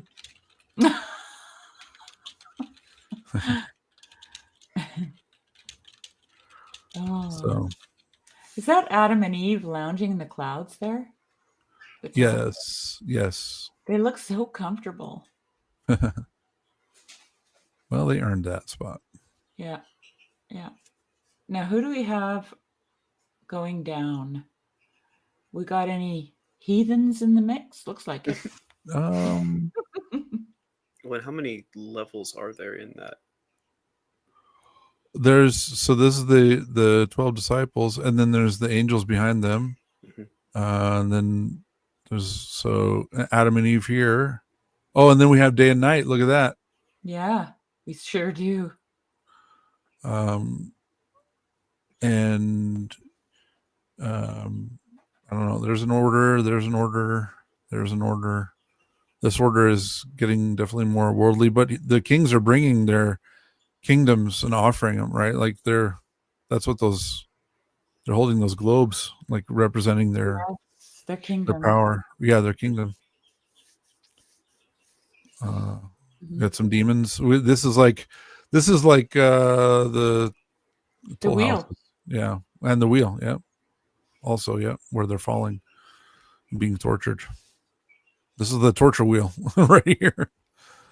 And then you have the dogs over here eating, and I don't know if that's Abraham in the bosom of Abraham. I don't know. Is that Leviathan underneath there? Down the bottom right. There's an open mouth, bottom right. Oh, yeah. No, not that one. Over. Oh. What's that slithery thing under Abraham holding the child? What you thought was Abraham? Underneath. Oh. Right there. Well, it's just clouds. Down and to the left just a little bit. Down one. Oh, this guy. Yeah. Oh, I don't know. An asp or a basilisk, perhaps? I'm not sure. Oh, here's the body in the grave. Dogs eating it. Dogs eating. Here's the. I don't think this is a happy place down here. So I don't think that's Abraham. This is an even less happy place over Crown on here. his lap, though. Why? Well, I'm gonna have to find a good explanation for this. Yeah, I don't know this. I don't know the imagery in this icon very well. Clearly, Cosmic chutes and ladders. Oh, really? Did he go through it in detail, Don? Yeah. there's lots of icons of the Judgment Day. I mean, Yeah. this is Christ, like at the bottom as well, and this is John the Baptist. And Well, other saints. There's Theotokos. yeah. So this is like him coming, second coming down here, I would guess. So anyway, that's just my speculation. Underwater? John the Baptist at the back of the line there with the halo on the bottom. Here? Yeah. Yeah. Are they underwater? I don't know if it's water or if this is to be like, there's a kind of there's definitely water over here. Mm-hmm. I wonder if that's also, that could be water. It could also be like they use blue like that to symbolize like mystery. Like we don't know exactly, like they'll say that, like Christ on the Mount of Transfiguration, he's surrounded by a blue oval. Mm-hmm. So it's like the meadows of heaven, Jeremy. Yeah, exactly. It's just like the meadows of heaven. It's like, don't try to figure this out. Definitely. You'll go crazy trying to figure this out. Let me share. There's some more. There's a ton of like icons of the. This one's a little more. This one's not so filled with detail. Let me share it. It's still pretty detailed though. Very similar pattern. Is this the same one? That's the same one. Oh, it's the same one. Sorry. I shared the wrong one. This is the one I meant to share. Such a boomer. Such a boomer right now. Look at this. Okay. I don't know. I think boomers are getting blamed for everything. As they should. No, I'm just kidding. All right, Sartori. Hey, look, we have the Cosmos down here. Look, there he is. Yes. Cosmos holding his cloth, holding his veil. So this is very similar to, there's the Theotokos holding her protecting veil as well. Yes, right? Yes. She's not in this picture, but there's an icon of her holding a veil like that too. Yeah. But yeah, here's her being administered to by the seraphim, the red and the blue seraphim, and they're here as well. Mm-hmm. So that's the pattern replaying. Day and night in there. Yeah, up here, day and night. Mm-hmm. Day on the right, night on the left. I have never seen the imagery of the separation of the blood and the water, like being shown as like the good and the evil being separated. That is interesting. Who's sitting on the line? Is that the Theotokos or is that martyrs holding the scarf open? Above the water, above the red. Oh, here? No, on the other side. Oh, just below. That's John the Baptist. Yeah, see the girl sitting on the line? Yeah. Oh, yeah. That. Ooh. No, as far as I know, like these creatures, like a couple of these creatures actually represented like, in the when Christ is baptized in the waters, in some icons you see these two creatures that are in the water, and those were actually like what's the word? Deity from Canaan. But I can't remember the word. Anyway, the people, I can't remember. I'm sorry, my brain's some of those are getting mythological creatures. But yeah, these are there's definitely a lot of but there's a serpent and a bear. Like I just wonder. Oh, that's this is definitely hybrid stuff. All the hybrid monsters. This is like the border, the edge. This is the edge of the world. Look how the Leviathan has little Leviathans in its mouth. That's crazy. It's like Alien. Oh yeah, yeah, like the little hydras inside of the Leviathan. Yeah. Wow. Yeah. Well, and the blood and the water coming, I mean, they're coming from the throne of Christ, right? Yeah, but like they also come from his side when he's crucified. Mm-hmm. Yeah. What's happening across the two cliffs between the angel and the two imps? Can you zoom in on that?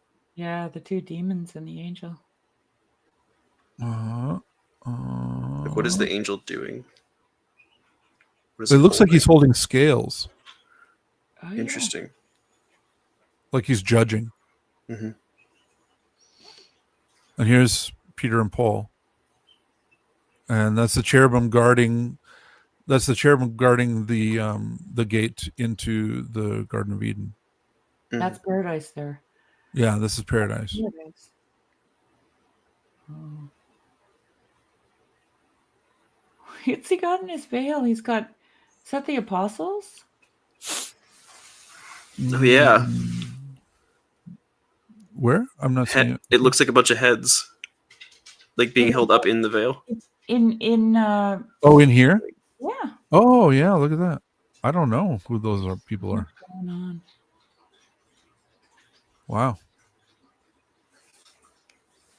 This One, isn't a two. very high resolution picture, No. but yeah, that's very interesting. I don't know who Here, that is. Pajot says, Young God says, that's Abraham holding the tribe of Israel in that veil. Ah, okay, there we go. Nice. And the peacock is present. Do you see the peacock? Mm-hmm. Peacock is present in a lot of Here, yeah. iconography. We have peacocks in our church too, in the narthex, Mm. and on our iconostasis as well. We There's have a two reason peacocks. for that, and I can't remember what it is. Do you know? I'm gonna look at it. As far as I think it had to do with their tails representing the eyes of angels, right? Because they had all the eyes. They had all the spots on them that looked like eyes. I think that's part of it. I think it was related to the the angel that has the thrones that have a bunch of eyes around them. Christian iconography, peacocks are a powerful symbol of immortality and resurrection, drawing on the ancient Greek belief that their flesh didn't decay after death. Oh, that's right. Saint Augustine talked about that. He actually tested it. He had someone kill a peacock, and he kept it for a year, and then he ate it, and then he was like, it was fine. And also, the eyes on their tail feathers have been associated with the all-seeing eye of God. Yeah. And they can represent worldly pride and vanity, reflecting their strutting behavior and colorful display. So I guess if their tails are open, they would be in the strutting movement. Yeah. Yeah. Good stuff. We never know where we're going to go on this show. It's fun. I love it. It's always a journey. Mm-hmm. Always just kind of follow what's happening here. This one looks fun. Hold on, let me share a different one. One more Judgment Day icon. This one's pretty cool. Did you ever? I'm sure people here have watched it, but I think Jonathan talks about it in the zombie apocalypse talk that he gave like 7 years ago. It's really early. He's talking to a bunch of priests and hierarchs actually in the Orthodox Church, and it still stands for me as one of the best talks he ever gave. I love that. Just look up Jonathan Pajot zombie apocalypse, and is that the one where he talks about like why zombies are in such people's popular consciousness right now? Is that? He talks a little bit about that, but he ends up on a story of this girl named what's her name, Marginelli. She represents the fringe, the margins, the marginalia. Mm-hmm. And it's just, yeah. I challenge anyone who thinks they know what Jonathan Pajot was about to watch that thing and tell me what they think. Because from what I hear from people, especially in this little corner, Jonathan Pajot has a lot going on. That's all I can say. Which I love, and he's like a good whole healthy person. He keeps some things close to his chest. So yeah. I shared the link. It's called The Pentecost for the Zombie Apocalypse. There it is. Yeah. Super great talk. Well, I guess we should round it out here. Yes, you've got homework, Don. Go watch Pentecost for the Zombie Apocalypse. Yeah, it's a great talk. It's a long one too, actually. Yeah, an hour. Oh, I thought it was more than that. It's only an hour? This one's only an hour. Okay. Yeah. But yeah, he's going through a lot of the iconography that we've been talking about tonight, actually. Yeah, that's what brought it to my mind, Jeremy. Yeah. And it's someone went back. This was right at the beginning of his YouTube channel, and somebody actually filled in the illustrations on the video because it was just him talking. Oh yeah, this one's got the icons in it. So Okay, good. let me share my screen real quick, and I'll Yeah. kind of just jump through it. So that's Saint Christopher carrying Christ on his shoulder,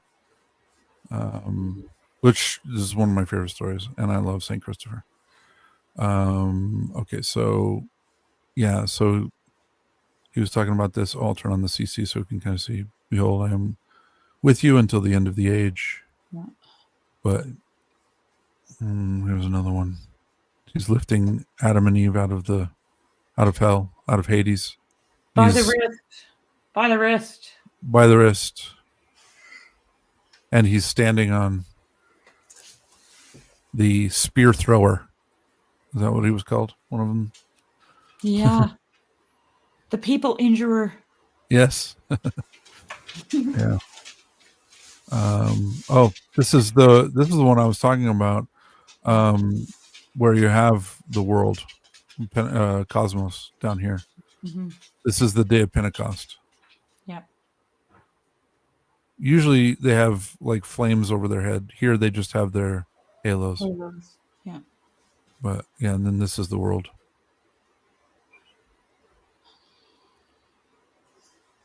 Yeah. There's another carving of it. Yes, so this is about, he talks about the doors of the door of Pentecost, which is a door for the world into the church. And it's it's so beautiful, Jeremy, the way he describes it. And I think at some point he talks about a church he talks about maybe it was the Coptic churches that took the door away because they were being so heavily persecuted. They had to, and it made Jonathan, I think he mentions in the talk how sad it made him, because all of the churches, I mean, all of the iconography was like the door of Pentecost, right? Right. It's a super fascinating talk, and I've listened to it several times because it's got a lot in it. St. Christopher again. Yep. Mm-hmm. Well, there's a significant part in the Divine Liturgy too, where they say the doors, let us attend. And they used to, and at monasteries, they still do close the doors at that point, and you can't go in or out. And you're in there for the most sacred part of Divine Liturgy. Right. There's that too. There's lots of doors. The doors, let us attend. Yeah. Who was it talking to me about this one day? Lots of there's Saint Christopher. Yeah, because he gets right into the whole, there's the doors. Oh, the door's closed. That's the icon. I think that's the Coptic icon. It's not that the door's gone, it's the doors are closed in that way. Yeah, because of the heavy persecution of the people. I see.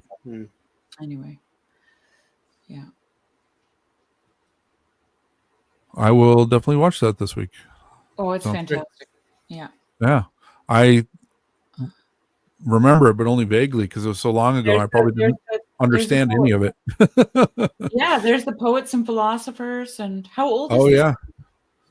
How old is this one, Jeremy? This video? Mm-hmm. 7 years ago. There you go. I was right. Yep. So 2018. Mm-hmm.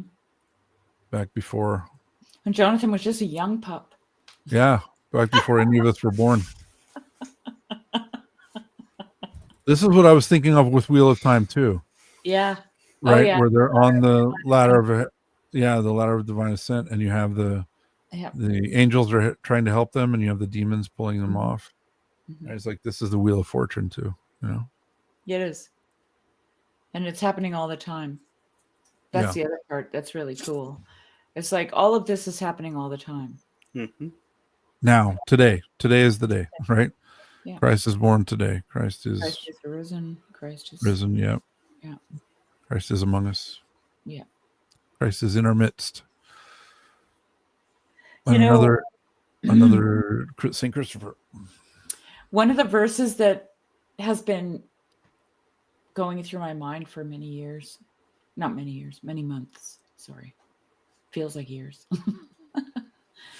And it popped up last fall. Unto us is born this day in the city of David a child, which is Christ the Lord. Just that. I'm like, this verse sounds like a dream to me. It's, it's like, it's very specific, the word choices. Unto us is born this day. How did it go?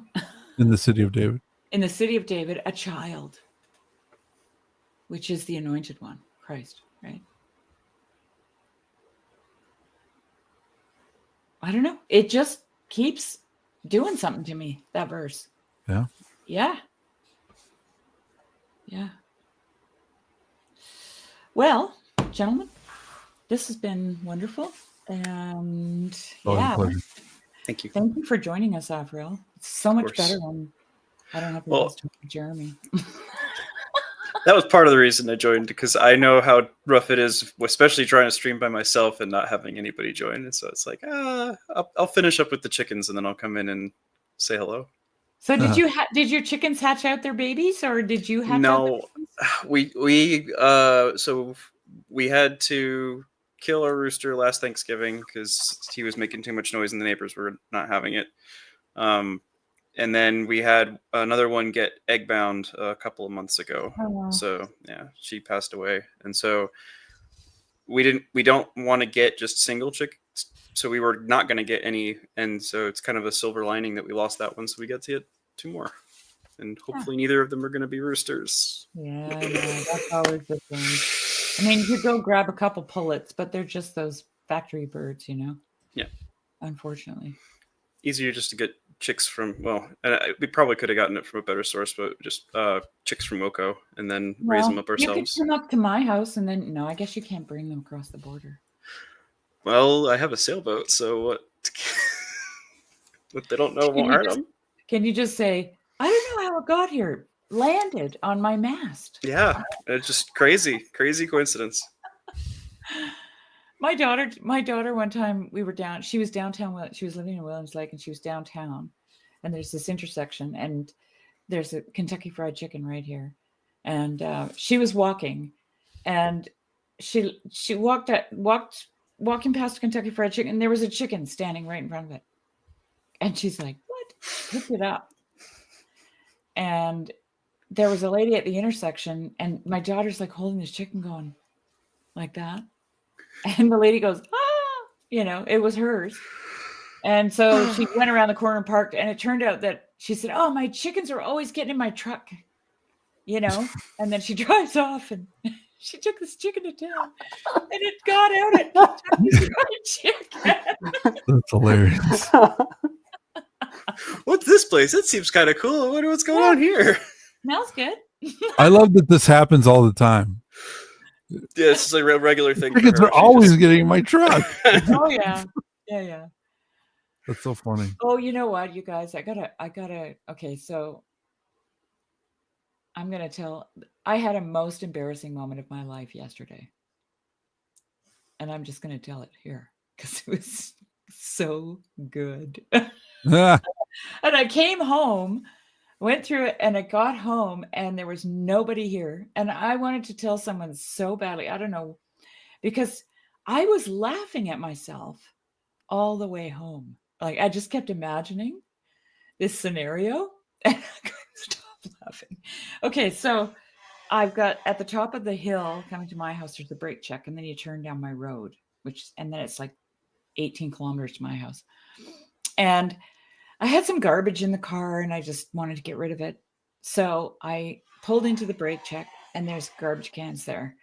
And I pull up and, to my horror, somebody had just dumped their garbage on the ground and I guess the birds picked through it. It was strewn about all over. And like they've got a concrete barricade in front of the garbage cans. And so you can get in on this side or you can get in on this side. So I thought, well, I can't get in. There's too much garbage. So I went ahead the car and it looked like a little less garbage than I could tiptoe through. But I was parked in a puddle. Okay. And I tried to get as close to the garbage cans with the car as I could. So I only had a little bit of puddle to step out of, around. So I get out and there's a guy parked behind me, directly behind me. Okay. And he's facing me or pointing in the same direction. And I get out of the car with my garbage and I'm wearing these like dress sandals. Right. And I tiptoe through the garbage and then I put my garbage in the can. And I come back and when I stepped out, I went really wide, right, to get out of the car because of the puddle. And there was mud on the other side of the puddle. And I come back and I kind of like, I went like somehow like this into the, to get into the car because of the puddle, right? Or with this foot. I can't remember which way I did it. But in any case, I lost my balance. Or actually my foot slipped because I had mud on the bottom of my shoe. That's what it was. And I could feel myself going down. And I'm like, no, so mad. I was so mad.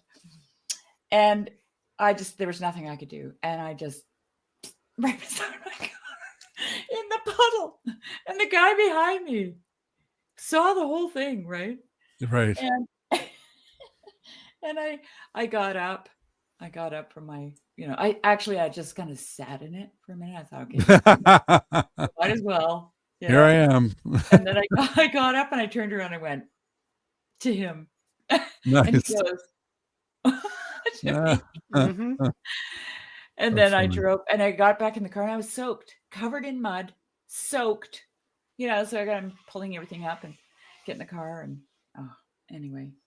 And then when I was bringing my groceries in, it's like 15 minutes later, I get home, right? I'm bringing my groceries in the house and I'm like, what if he filmed that? And it goes into those epic fail videos. Nice. So if you happen to see a woman trying to get into a red Prius on an epic fail video, that'd be me. Nice. That's funny. Anyways. All right. Thanks for hearing that. Yeah. Thanks for sharing it. That's fun. You were like the prodigal son sitting in the pigsty and all of a sudden you woke up. You're like, where am I? What am I doing here? It wouldn't have been embarrassing if that guy hadn't been parked behind me. It would have just been right. But right, where it was witnessed, right? Yeah. And I'm like, I wish I could have seen it. Like from his perspective, it must have been just great to watch. If a Canadian lady falls in the forest, does she make an embarrassing moment? Yeah. Only if it's recorded and sent up to YouTube. Yeah, that's the answer to the philosophical quandary, I guess. All right. Good night, everybody. Thank you so much for joining us. Thanks for coming. Bye.